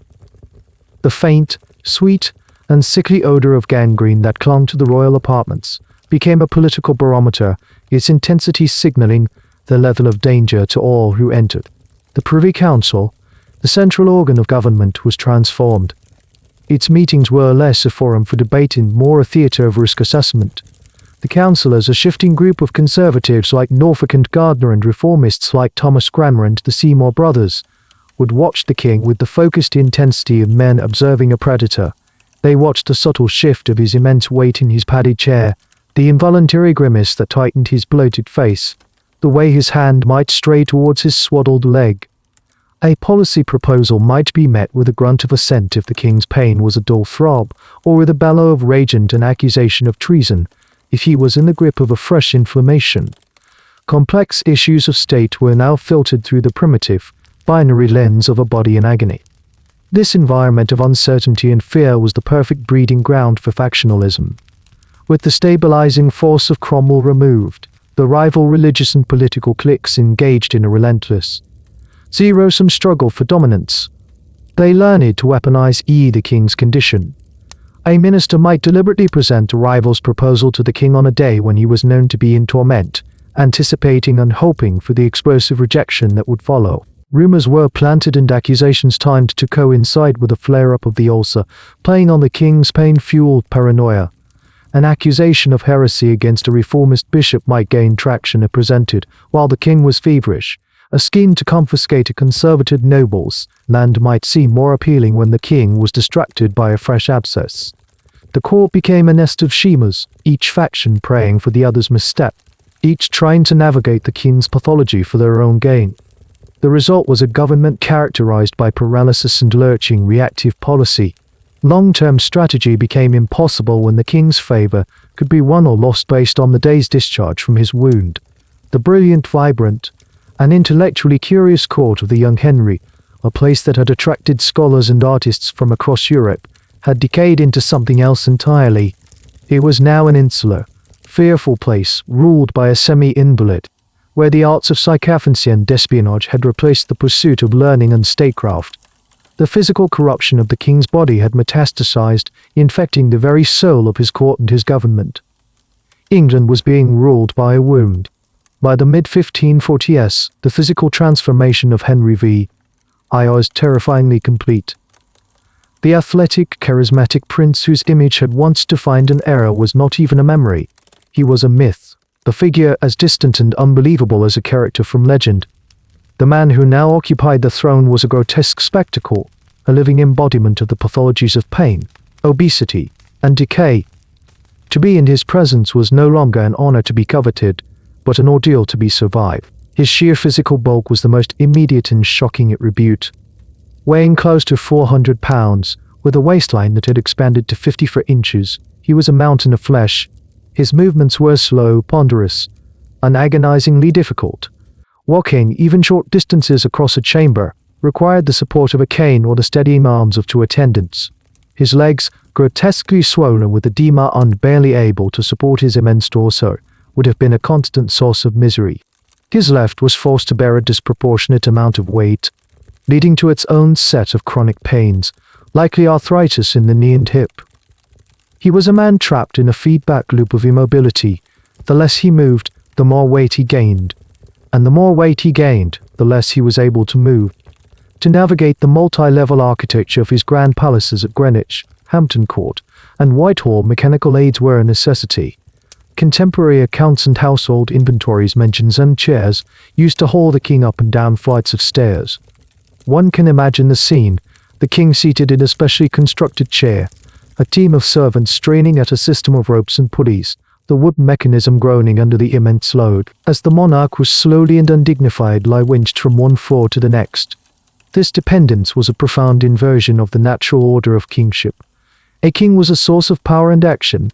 Henry was now an object, a piece of cargo that had to be moved by the labor of others. The sensory assault of his presence was overwhelming. The primary element, and the one most commented upon in hushed tones, was the smell. The chronic, gangrenous ulcer on his leg, constantly weeping a foul mixture of pus, blood, and liquefied tissue, produced a stench that was pervasive and inescapable. Courtiers would have drenched their own clothes in perfume and carried pomme and duress, small balls of aromatic substances like ambergris and musk to hold to their noses, but these were indefenses against the cloying, sweet sick odor of decay that announced the king's approach and lingered in his wake. It was the smell of death, emanating from a living body. His physical appearance was equally unsettling. His face, once handsome and animated, was now a bloated, pallid mask.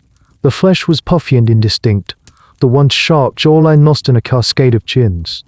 His eyes, small and deep-set within the swollen flesh, were described by the French ambassador Charles de Marillac as pig's eyes, a cruel but likely accurate description of their appearance. They darted about with a restless, suspicious energy, the only part of him that still seemed quick and alive, glittering with a mixture of intelligence, pain, and simmering rage. Dressing the king was a lengthy and complex ritual, requiring the assistance of several trusted gentlemen of the privy chamber. Getting the corpulent, pain-racked body into the elaborate silks, velvets, and furs of state was an ordeal for both the king and his servants. His clothes had to be specially tailored, with complex systems of laces and gussets to accommodate his bulk. Beneath these magnificent outer layers, his body was a landscape of medical paraphernalia. The leg wound itself was swathed in a thick cocoon of linen bandages, stained with the constant discharge from the ulcer. He likely suffered from numerous other ailments common to the morbidly obese: painful skin chafing and boils in the folds of his flesh, shortness of breath from the pressure of his own weight on his lungs, and chronic indigestion. This grotesque physical reality was the backdrop for every act of state. When Henry met with foreign ambassadors, they were not negotiating with the majestic King of England, but with a fetid, immobile invalid who presided over the audience from a heavily cushioned throne, his bad leg propped up on a stool. When he sat in judgment, the authority of his words was undercut by the visible evidence of his own body's rebellion. The man who claimed supreme authority over the spiritual and temporal lives of millions was unable to command the integrity of his own skin. He was a living paradox, a king whose absolute power was contained within a body that was rotting from the inside out. Into this stagnant, fetid atmosphere of the court, a world governed by the rhythms of decay, Henry VIII introduced a new wife in the summer of 1540, who was the living antithesis of his own condition. Catherine Howard was the niece of the powerful Duke of Norfolk, a teenager of perhaps 19, and by all contemporary accounts, she was vivacious, charming, and conventionally beautiful. She was not a stately princess like Catherine of Aragon, nor an intellectual firebrand like Anne Boleyn, nor a placid domestic figure like Jane Seymour. She was youth itself, a burst of vibrant, uncomplicated life injected into the moribund heart of the Tudor court. For the king, she was more than a bride, she was a tonic, a final, desperate attempt to recapture the vitality of his own lost youth. The king's infatuation was immediate and absolute.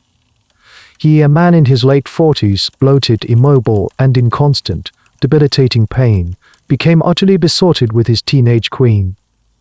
He lavished her with an astonishing array of gifts, jewels, furs, estates, and a household staff befitting an empress.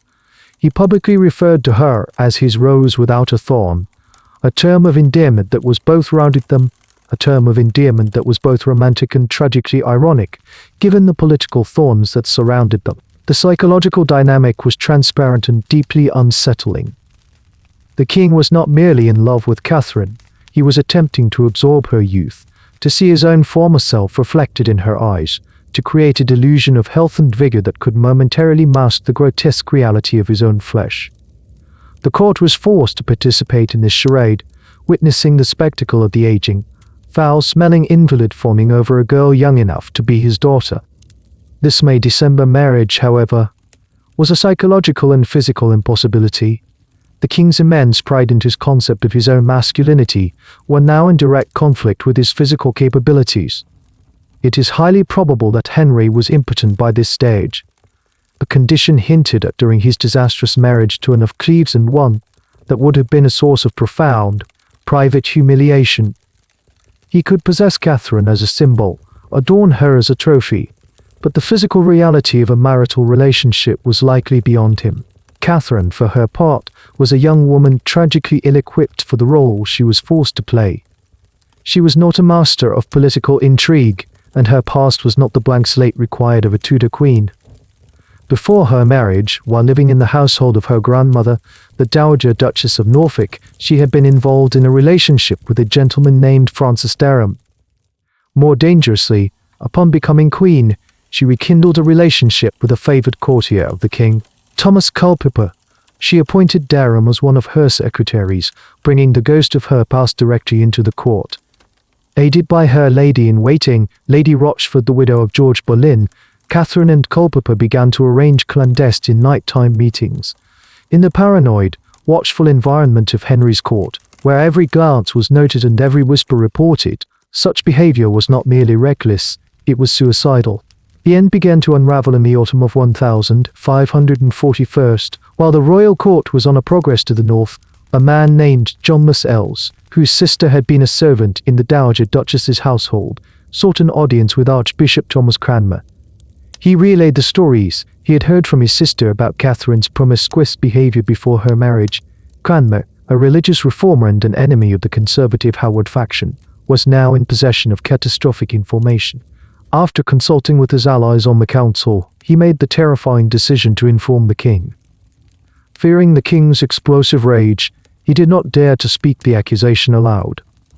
Instead, during Mass on All Saints' Day, he passed the king a letter detailing the allegations. The king's reaction unfolded in stages, a clinical exhibition of his pain-ravaged psychology. His first response was disbelief, a refusal to accept that his rose without a thorn, his perfect illusion, could be tainted. He ordered an investigation, likely believing it would exonerate her.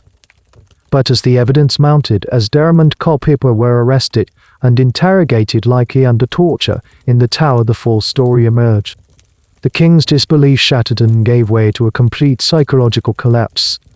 He broke down in a council meeting, weeping openly with self-pity, lamenting his fate and the betrayal of his wives.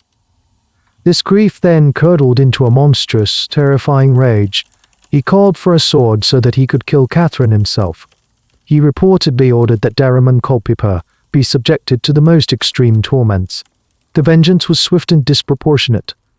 The betrayal was not simply an act of infidelity, it was a profound narcissistic injury.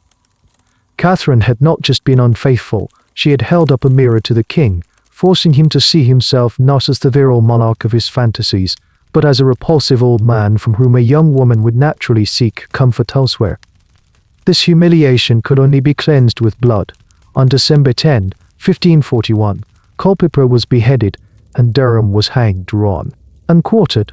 On February 13, 1542, Queen Catherine Howard, after weeks of imprisonment and hysteria, was executed on Tower Green. She was a terrified young woman, a political pawn who had become a casualty of a tyrant's deep-seated insecurity, an insecurity that was born and nurtured in the festering wound on his leg.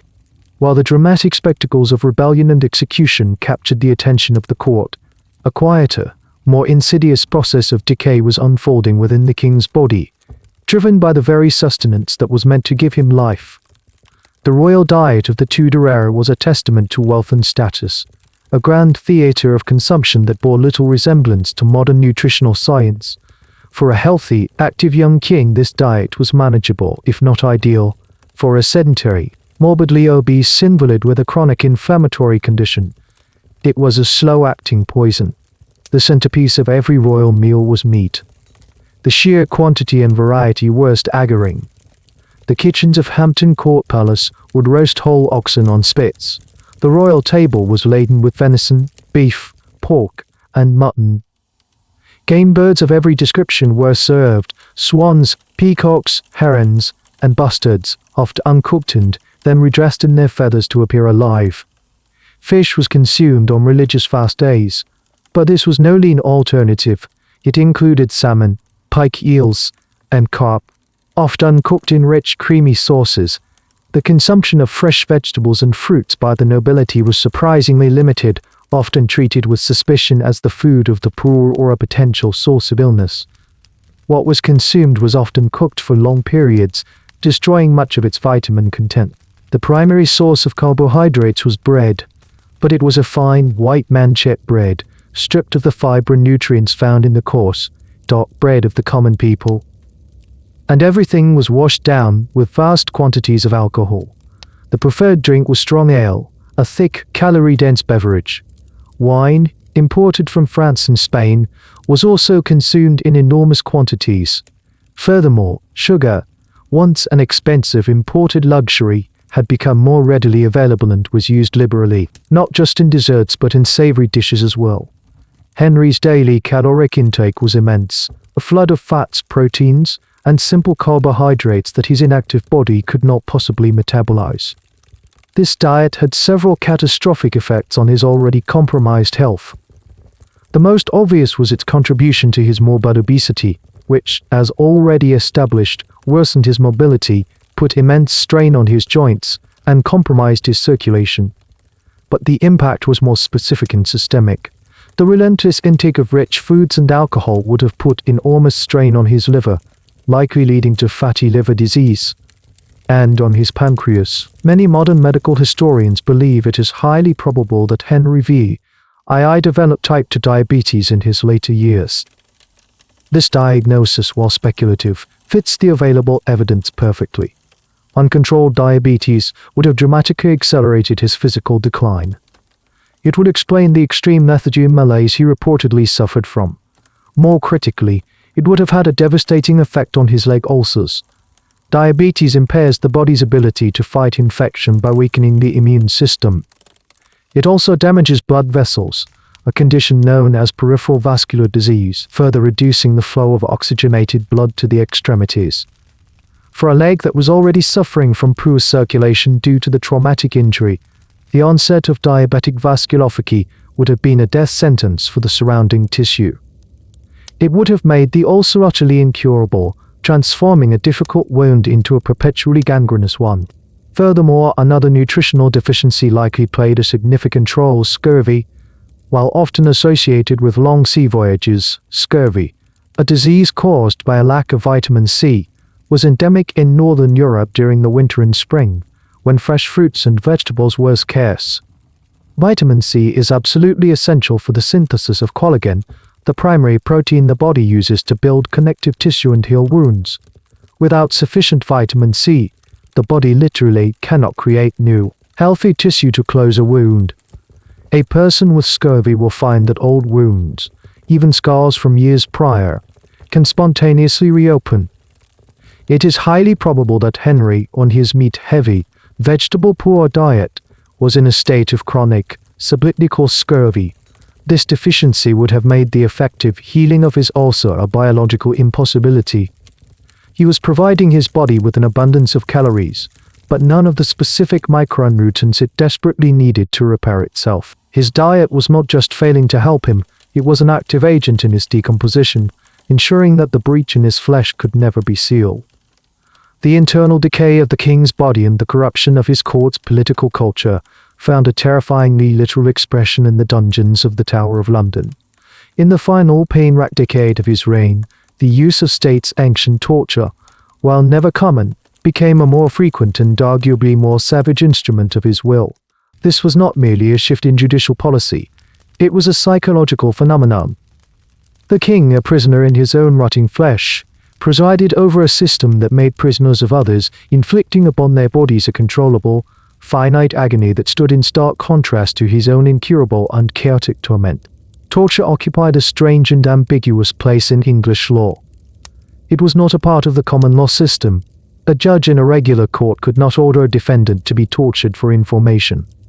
However, as an instrument of the crown, it could be authorized by a royal warrant, issued by the king or his privy council, in cases involving alleged treason or threats to state security. In theory, its purpose was not punitive, but interrogative, to extract information, to uncover conspiracies, and to identify accomplices. In the 1540s, this distinction began to blur. Under Henry, torture increasingly became a tool of ideological enforcement and an expression of pure, vindictive rage, particularly in cases of heresy. The link between the king's physical suffering and this increased brutality is one of psychological projection. A monarch who had lost sovereignty over his own body sought to reassert his absolute power over the bodies of his subjects. The screams from the tower's interrogation chambers became an externalized echo of his own internal, unvoiced screams of pain.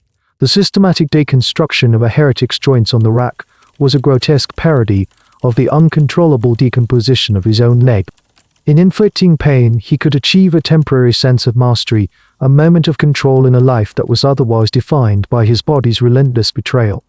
The case of an Askew, a well-educated gentlewoman from Lincolnshire, serves as the most chilling and well-documented example of this phenomenon. Askew was a fervent Protestant reformer, a gifted writer, and a public preacher at a time when women were expected to be silent.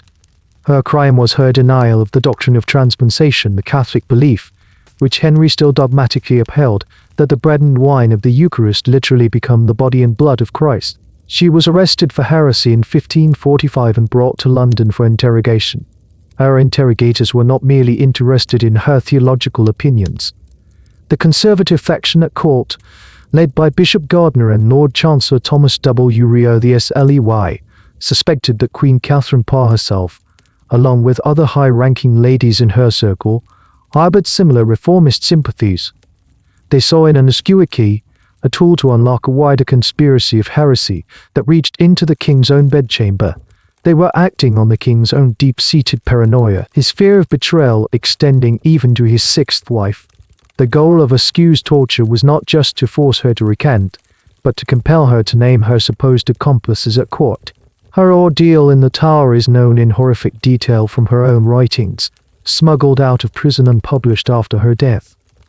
She was first questioned, then threatened. When she refused to incriminate anyone, she was sentenced to the rack. The wooden frame on which the victim was tied by the wrists and ankles. A red each end was then turned, slowly pulling the victim's limbs in opposite directions, dislocating joints and causing unimaginable pain. What happened next was a shocking departure from standard procedure. The lieutenant of the Tower, Sir Anthony King Henry VIII, oversaw the torture but, after a short time, refused to continue. He was appalled by the brutality being inflicted on a woman of gentle birth and argued that he had done as much as the law allowed. At this point, two of the most powerful men in the kingdom, who were present for the interrogation, took matters into their own hands. According to Askew's own account and later sources, Lord Chancellor W. Rio the SL, EY the Chief Legal Officer of the Crown, and Sir Richard Rich, another high-ranking Privy Councillor, personally took off their gowns and operated the rack themselves. They turned the wheels with a vindictive fury, stretching her body until, as she later wrote, she was nigh dead. This incident is unprecedented. It reveals an obsession that went far beyond the normal course of state interrogation. The spectacle of the Lord Chancellor and the senior minister personally torturing a prisoner demonstrates a level of personal investment, a viciousness that can only be understood as a direct reflection of the will of their master. They were not dispassionate officers of the state. They were the direct instruments of the king's own pain-fueled paranoia and rage. They were acting out his desperate need to expose the conspiracy he perceived around him, to cleanse his court with purifying violence. And Askew, despite the agony, named no one. She was later carried to her execution in a chair because her body was too broken to walk, and burned at the stake. Her suffering was a stark illustration of how the private torment of the king had become a public instrument of state terror. By the summer of 1544, King Henry VIII was a man engaged in a desperate and futile war against time. He was 53 years old, but his body was that of a much older man, a fragile and decaying vessel for his still formidable will. The memory of his youthful triumphs, of the Golden Prince who had dazzled Europe with his martial and intellectual prowess, was now a source of tormenting contrast. It was in this state of physical ruin that he conceived of his last great military adventure, a full-scale invasion of France. On the surface, the campaign was a matter of traditional geopolitics. Henry had allied himself with the Holy Roman Emperor, Charles V, in one of the perennial shifts of European alliances, with the joint goal of dismembering the kingdom of their mutual rival, King Francis I of France. The plan was for two massive armies, one English and one imperial, to converge on Paris and bring the French monarchy to its knees. For Henry, however, this war was something far more personal. Grandiose attempt to defy his own mortality, to erase the humiliating image of the invalid king and replace it, one last time, with the glorious persona of the warrior monarch. He would not command from a distance. He was determined to lead his army in person. The preparations for the campaign were a logistical triumph and a medical spectacle. An English army of over 40,000 men was assembled, one of the largest ever to leave the country's shores. But the real challenge was not transporting soldiers and cannons. It was transporting the king himself. His personal baggage train was enormous, a mobile court designed to provide every possible comfort and to conceal, as much as possible, the reality of his condition. It included vast tapestries to adorn his campaign tents, his favorite chairs and beds, and a full complement of physicians, surgeons, and apothecaries with all their necessary equipment for the daily, agonizing ritual of dressing his leg. When Henry crossed the Channel and landed at Calais in July 1544, it was not the triumphant arrival of a conquering hero, but a carefully stage-managed illusion.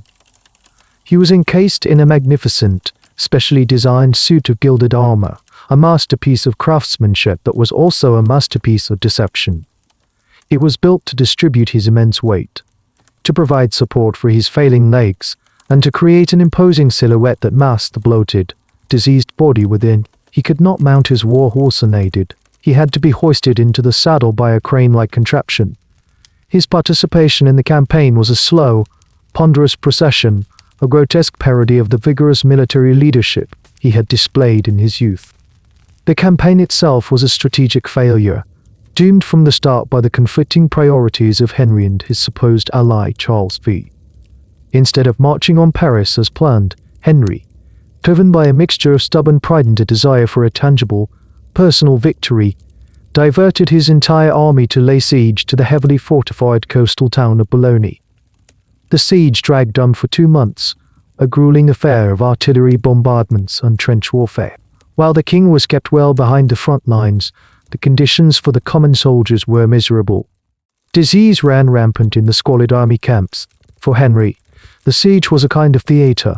He would appear before his troops in his shining armor, a carefully constructed image of royal command, before retreating to his lavish tent to have his leg tended to. The daily reality of his life was not the clash of steel, but the scraping of the surgeon's knife and the stench of his own ulcer. His presence on the campaign trail was a triumph of will over physiology, but it was a will now stripped of strategic sense, driven by the ego's last stand against the encroaching darkness of physical decay. In September, Boulogne finally fell. Henry staged a triumphant entry into the captured city, the final great photo opportunity of his reign. He had his victory, his tangible proof that he was still a conqueror. But it was a hollow triumph. While the English army was bogged down at Boulogne, the Emperor Charles V, seeing that Henry had no intention of marching on Paris, made a separate peace with the French. England was left to face France alone, diplomatically isolated and financially crippled by the enormous cost of the campaign. The war would drag on for another 2 years, a costly and pointless conflict that drained the royal treasury, which had been so richly filled by the dissolution of the monasteries. The capture of Boulogne, the great prize of his final war, was a strategic irrelevance. It was a monument to the vanity of an old, sick man, a king who had launched an international war, not for the good of his kingdom, but in a final, desperate battle against the enemy within his own flesh. Throughout the final, agonizing years of Henry VII's reign, the royal courts of Europe were desperate for accurate information about the English king's health. In an era of personal monarchy, the physical condition of the sovereign was a matter of the highest state importance. It directly impacted foreign policy, treaty negotiations, and the delicate balance of power. A king perceived as weak and dying might invite an opportunistic attack, while a king believed to be recovering could alter the strategic calculations of his rivals.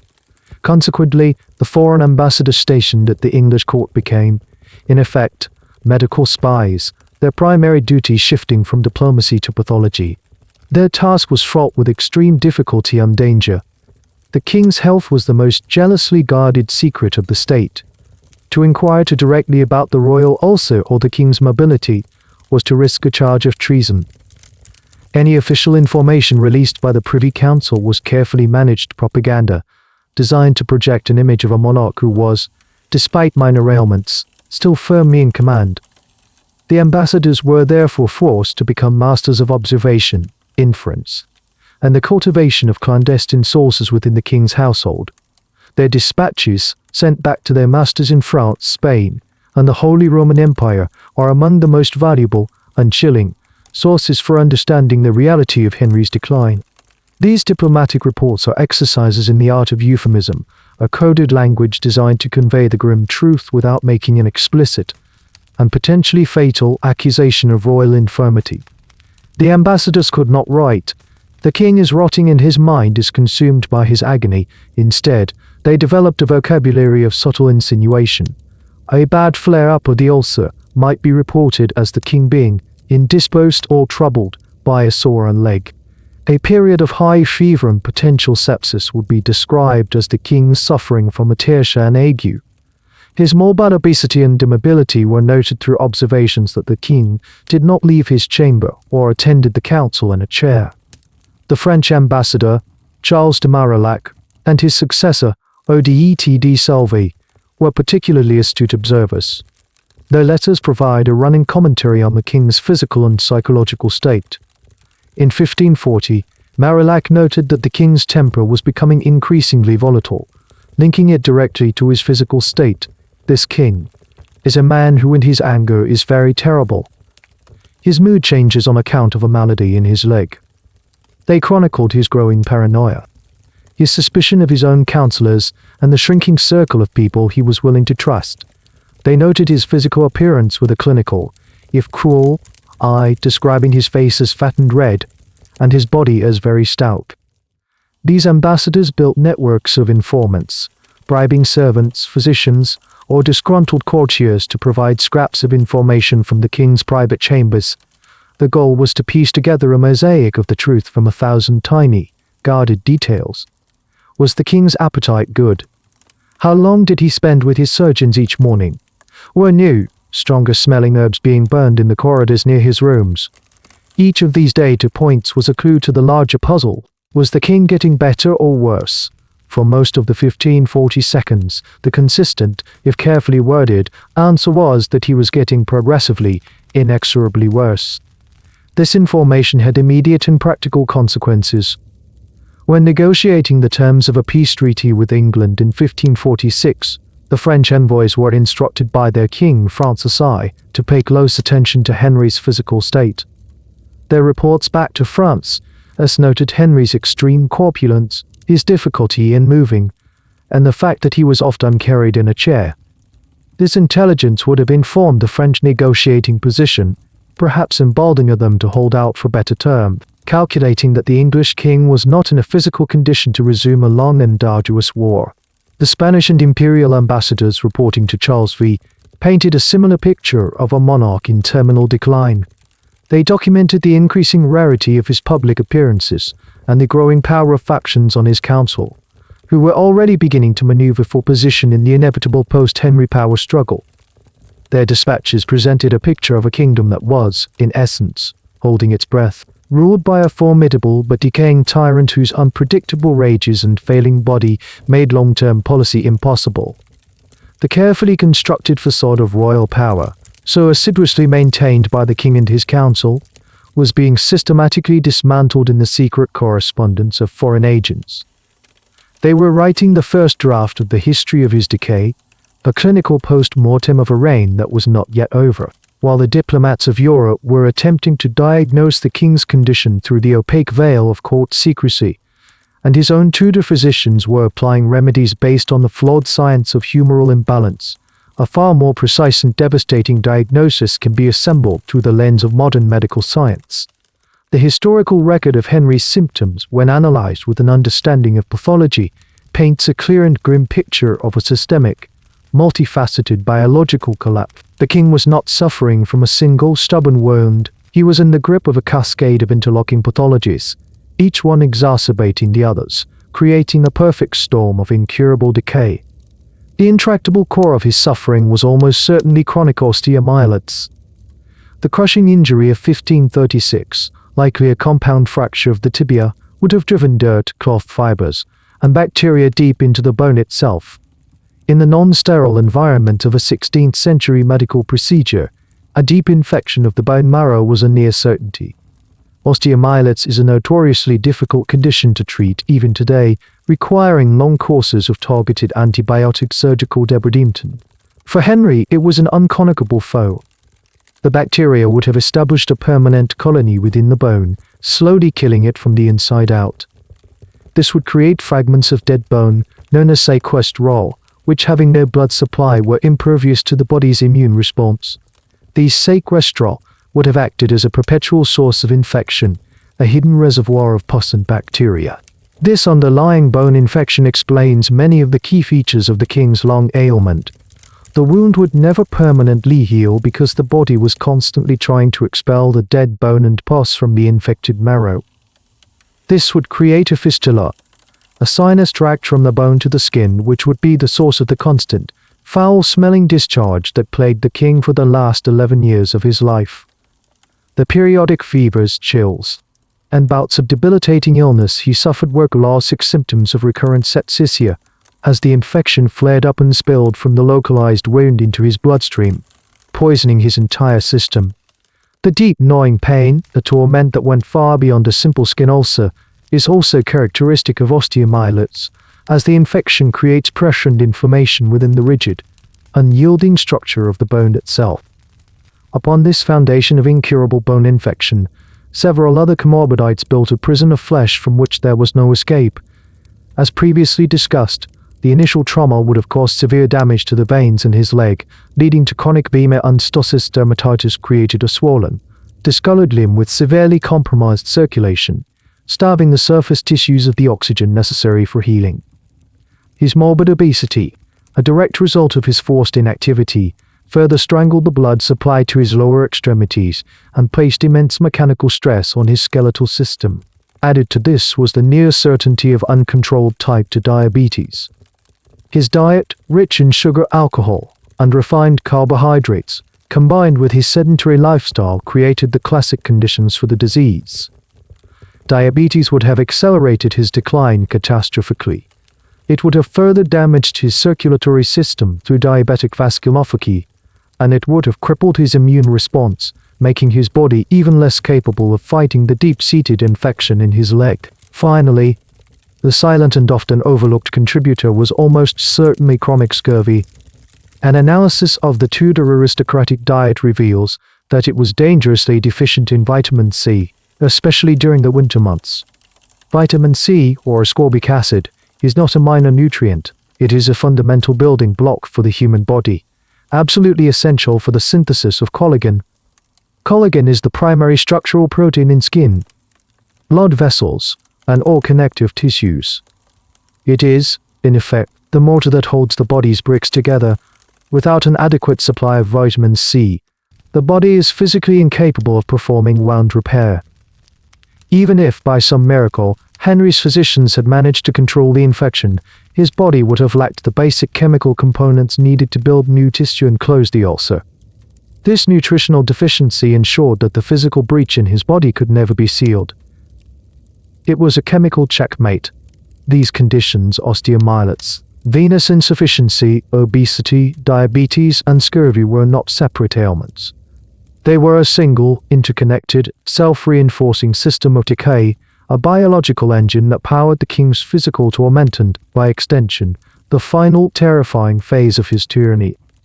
By the winter of 1546, the biological war being waged within the king's body was entering its final, decisive phase. The constant, systemic infection, the failing circulation, and the immense strain of his own weight had pushed his constitution to the absolute limit. Those in his inner circle would have recognized the unmistakable signs of a terminal decline. The periods of lucidity and relative comfort grew shorter, while the bouts of fever, confusion, and excruciating pain became more frequent and prolonged. For a man whose entire reign had been an exercise in the assertion of his own will, the knowledge that he was losing the final, non-negotiable battle against his own flesh must have been the ultimate terror. It was in this state of impending dissolution that his mind turned to the one last act of control available to him, the precise and rigid ordering of the kingdom he was about to leave behind. His last will and testament, a document finalized in the last days of December 1546, is one of the most remarkable psychological artifacts of the Tudor era. It is far more than a legal instrument for the transfer of power. It is a minutely detailed blueprint for a future he would not see, an intricate machine designed to run without him, and a stark testament to the profound paranoia that had become the defining feature of his mind. Legalistic order of his will. The document is less a statement of faith in his successors and more a complex, legalistic trap, designed to preemptively neutralize every threat his suspicious mind could conjure. The first and most critical section dealt with the line of succession. In an act that seemed, on its surface, to be one of reconciliation, he formally restored his two daughters, Mary and Elizabeth, to the line of inheritance. They were placed after his son, Edward, and any potential children Edward might have. This was a monumental decision, reversing years of their legal bastardization. However, this apparent act of fatherly grace was bound by paranoid conditions. The will stipulated that if either daughter married without the consent of the Privy Council, that would govern after his death, they would forfeit their right to the throne. This clause was aimed directly at his deepest fear, that one of his daughters, particularly the staunchly Catholic Mary, would marry a foreign prince, a Habsburg or a Valois subject England to foreign domination. He could not trust his own children, therefore, he shackled their futures to a committee of his own choosing. The composition of this ruling committee, the Regency Council, is the will's most telling feature. Henry, haunted by English history and its precedents of ambitious uncles and powerful protectors, most notably Richard, Duke of Gloucester, who had seized the throne from his young nephew, Edward V, refused to name a single Lord Protector. He knew that to grant one man supreme power during his son's minority was to invite a coup. Instead, he devised a system born of pure, distilled mistrust. He named 16 executors to the council, all of whom were to rule with equal authority. He balanced the council with men of differing opinions and ambitions. Reformists like Edward Seymour and conservatives like Thomas W. Rio the SLEY.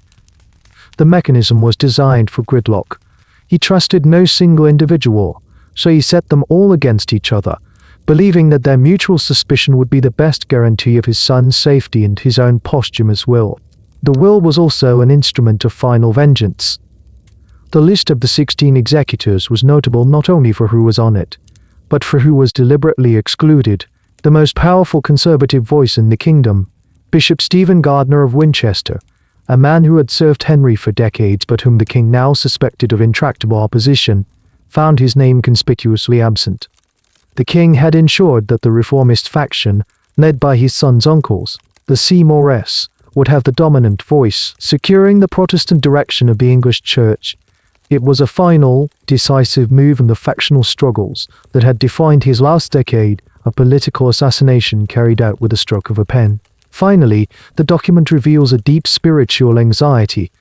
The man who had declared himself supreme head of the church, who had broken with the Pope and plundered the monasteries, dedicated a vast portion of his will to ensuring the salvation of his own soul. He made enormous provisions for thousands of masses and prayers to be said for him in perpetuity, a practice that was fundamentally Catholic in its theology. It was the act of a man terrified of divine judgment, a king trying to use his earthly wealth to settle his spiritual debts. With the future of the kingdom codified and his own soul provided for, all that remained was the final, messy business of surrendering his body to the decay that had already claimed it. The will was signed not by his own hand, which was likely to weaken tremulous, but with a dry stamp that imprinted his signature, a final, poignant symbol of a king whose physical presence had been replaced by a mechanical proxy. The final month of the king's life, January 1547, was a slow and inexorable surrender. The court at the Palace of Whitehall fell into a state of hushed, stifling paralysis. The entire political life of the nation contracted to the space of a single, overheated bedchamber. The will had been stamped, the future had been dictated, and all that remained was the final, messy disintegration of the royal body. The chronic infection in the king's leg, a localized war he had been losing for over a decade, finally broke its containment and launched its final, overwhelming assault on the rest of his system. He was in the grip of what would now be diagnosed as a profound septicemic shock. The bacteria, breeding uncontrollably in the necrotic tissue and bone of his leg, had flooded his bloodstream. His body's attempts to fight this overwhelming invasion resulted in a violent, swinging fever that became the dominant rhythm of his last days. This febrile state consumed what was left of his physical reserves and, more critically, he began to break down the integrity of his mind. He drifted in and out of consciousness, his periods of lucidity becoming increasingly brief and clouded. In his delirium, he was reported to have cried out for his ministers, to have mumbled about old grievances, his mind a feverish archive of his reign's betrayals and triumphs. His body was shutting down system by system. The immense strain placed on his obesity and chronic inflammation was now compounded by the septic infection, leading to congestive heart failure. His lungs, already compressed by his massive torso, would have begun to fill with fluid, a condition known as pulmonary edema, making each breath a laborious, gurgling struggle. His kidneys, tasked with filtering a body awash in toxins from the infection and its own metabolic waste, began to fail. This uremic poisoning would have contributed significantly to his confusion and eventual coma, as toxins built up in his brain. The king, the man who had prided himself on his sharp intellect and theological learning, was now being undone by the most basic failures of his own internal chemistry. Outside the chamber door, the Privy Council maintained a constant, anxious vigil. Their master's slow death was a political crisis of the highest order. The arrest and condemnation of the king's old rival, the Duke of Norfolk, and his son, the Earl of Surrey, just weeks before, had been the final act of the king's paranoia, clearing the path for the reformist faction led by Edward Seymour, Earl of Hertford. Now they waited. They were not waiting for a recovery, which all knew was impossible, but for the precise moment of death. The succession of a 9-year-old boy was a moment of supreme national vulnerability, and they needed to manage the transfer of power with absolute precision. For days, no one in this circle of powerful men dared to perform the one final, necessary act of service to inform the king that he was dying. To speak of a king's death was treason. To tell this particular king that he, Henry VIII, was mortal was to risk one final, terrifying explosion of rage. It fell to Sir Anthony Denny, the chief gentleman of the Privy Chamber, and one of the few men who still had intimate, daily contact with the king, to take this terrible risk. Denny approached the royal bed during a moment of clarity and gently told Henry that, in man's judgment, he was not like to live, and urged him to remember his sins and turn to God for mercy. The king's reaction was not the rage they had feared, but a quiet, exhausted acceptance. He said he believed that the mercy of Christ was great enough to pardon all his sins, though they were greater than they be. When Denny asked if he wished to see a bishop or priest, Henry requested Archbishop Thomas Cranmer. But then, a final flicker of the old stubborn pride, he would take a little sleep first, and when he awoke, he would speak with Cranmer. By the time Cranmer could be summoned from his palace at Croydon, hours later, the king's condition had worsened dramatically. The final stage of uremic and septic poisoning had begun. When the archbishop arrived at the bedside, Henry was speechless, his ability to form words gone. The chamber would have been silent, save for the king's shallow, labored breathing. Cranmer, a man who owed his entire career to Henry, but who had also lived in constant fear of his temper, leaned in close. He urged the king to give some sign that he put his faith in Christ to save his soul. The king, unable to speak, could still hear. He reached out and grasped the archbishop's hand, squeezing it as hard as his waning strength would allow. It was his last recorded act. He lapsed into a final coma. The vigil continued through the night. In the small, dark hours of the morning, at approximately 2 o'clock on Friday, January 28, 1547, the labored breathing ceased. Henry VIII, in the 56th year of his age and the 38th year of his reign, was dead. His death, however, remained a state secret. For 3 days his body lay in his chambers while the council, led by Seymour, solidified its power, secured the Tower of Lansmont. The king, who had sought to control everything, even from beyond the grave, was subjected to one final act of political management. His death concealed from the people, he had ruled until the succession of his son was an unassailable fact. The death of Henry VIII was not merely the end of a life, it was the extinguishing of a gravitational center. For 38 years, the entire political, religious, and social life of England had revolved around the formidable, and later grotesque, person of the king. His will was the kingdom's law, his theological opinions were the nation's doctrine. His moods were the political weather. The announcement of his death on January 31, 1547, and the accession of his 9-year-old son as King Edward VI, created a power vacuum so profound that it threatened to tear the kingdom apart. The carefully constructed mechanisms of control detailed in the late king's will, designed to prevent such a collapse, proved to be utterly inadequate, their legalistic rigidity no match for the raw ambitions of the men he had left in charge. The decay of the monarch's body now led directly to the destabilization of the body politic. Henry's grand scheme for a balanced regency council of 16 equal executors, a system born of his own deep-seated paranoia, lasted less than a week. It was a political fantasy, a machine designed by a dead man that the living had no intention of operating. The reformist faction, led by the new king's ambitious uncle, Edward Seymour, Earl of Hertford, moved with decisive speed, citing the need for a single, strong hand to guide the kingdom during the king's minority. Seymour and his allies on the council effectively staged a coup, By early February, they had convinced or coerced the other executors to grant Seymour the preeminent title of Lord Protector of the realm. Henry's will, the supposedly immutable final command of the great king, had been cast aside. The system of mutual suspicion he had devised had failed its first and only test. With Seymour in power as a de facto king, the delicate and often contradictory religious settlement of Henry's final years was shattered. The old king, for all his radical actions, had remained a theological conservative in many respects, a Catholic without a pope.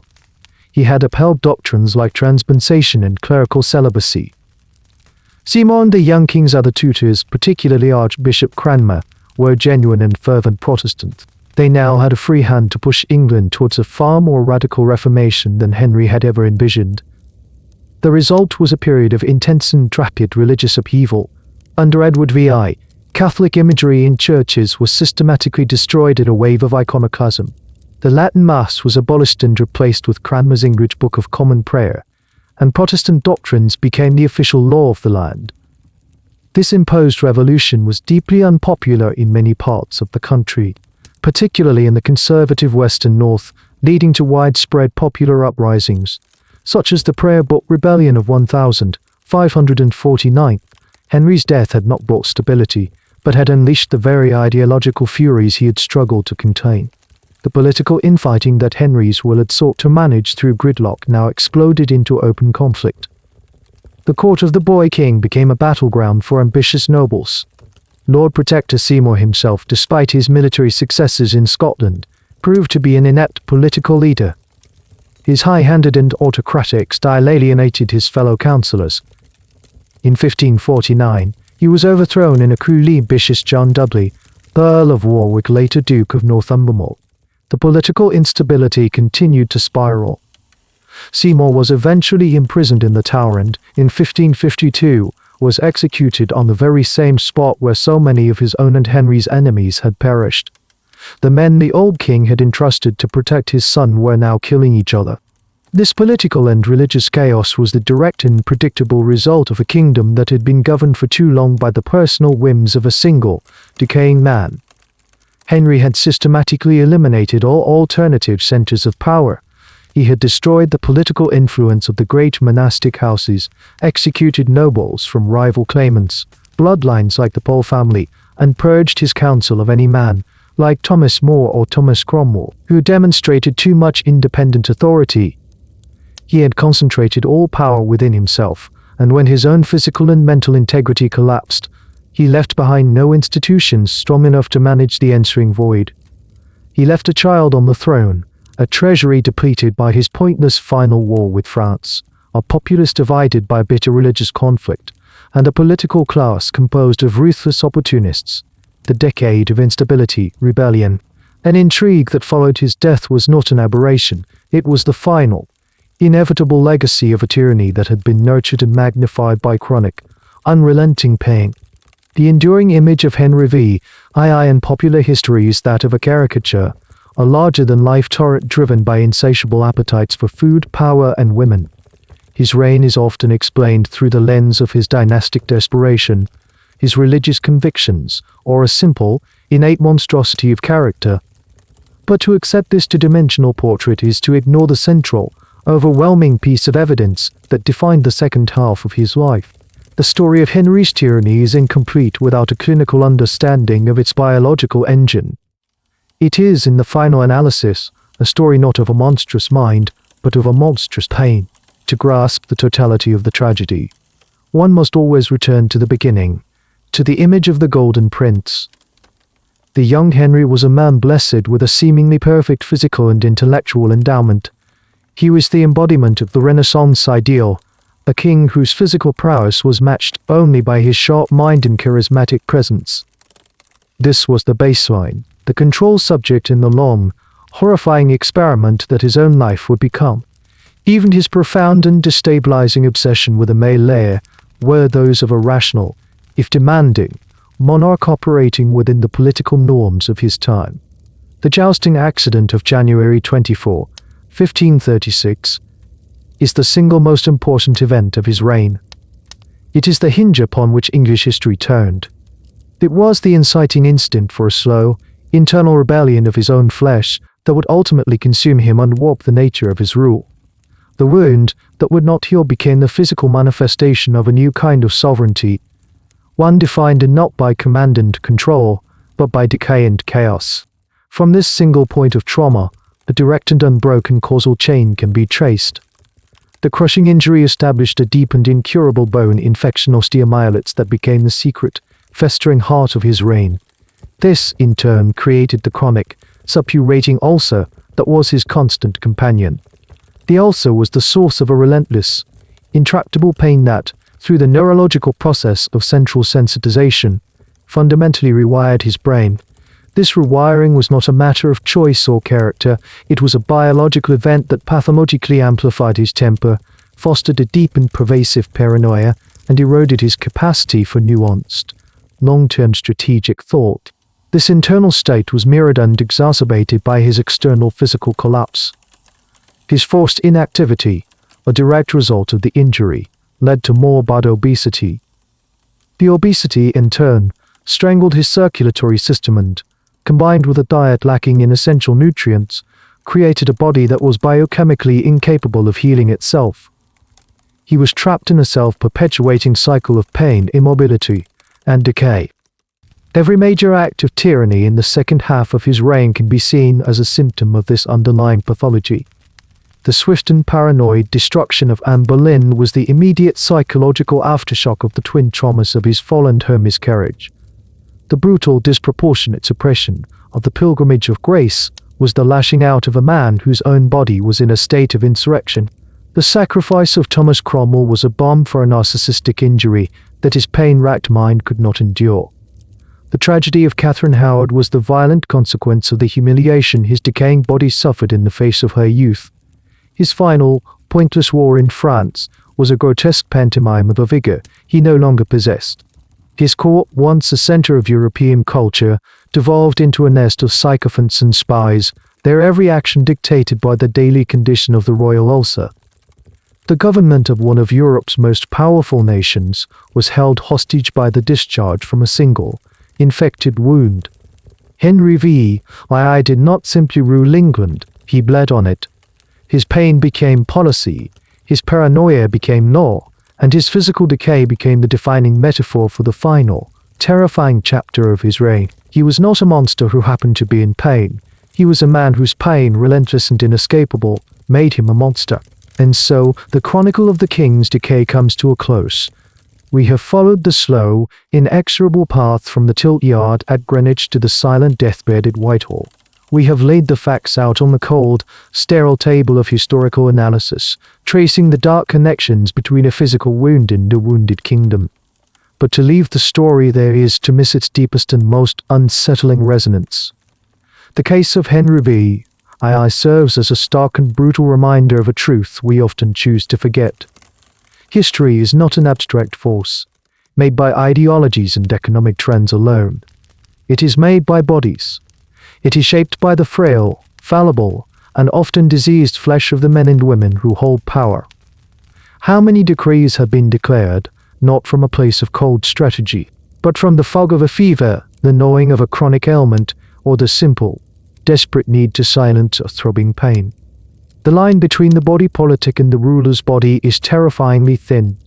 Civilization, with all its laws, its arts, and its institutions, can be held hostage by the misfiring of a single man's neurons, by the failure of a few inches of skin to heal. The story of Henry VIII exposes the ultimate vulnerability that lies at the heart of any system of concentrated power. It is the vulnerability of the cell, the nerve, the bone, terrifying truth that a kingdom's fate can be sealed by a splinter of wood and the bacteria that follow in its wake. This story is over, but the weaknesses it exposed, fear, paranoia, the rage born of helplessness, are not historical artifacts. They are part of us. A final thought before you sleep.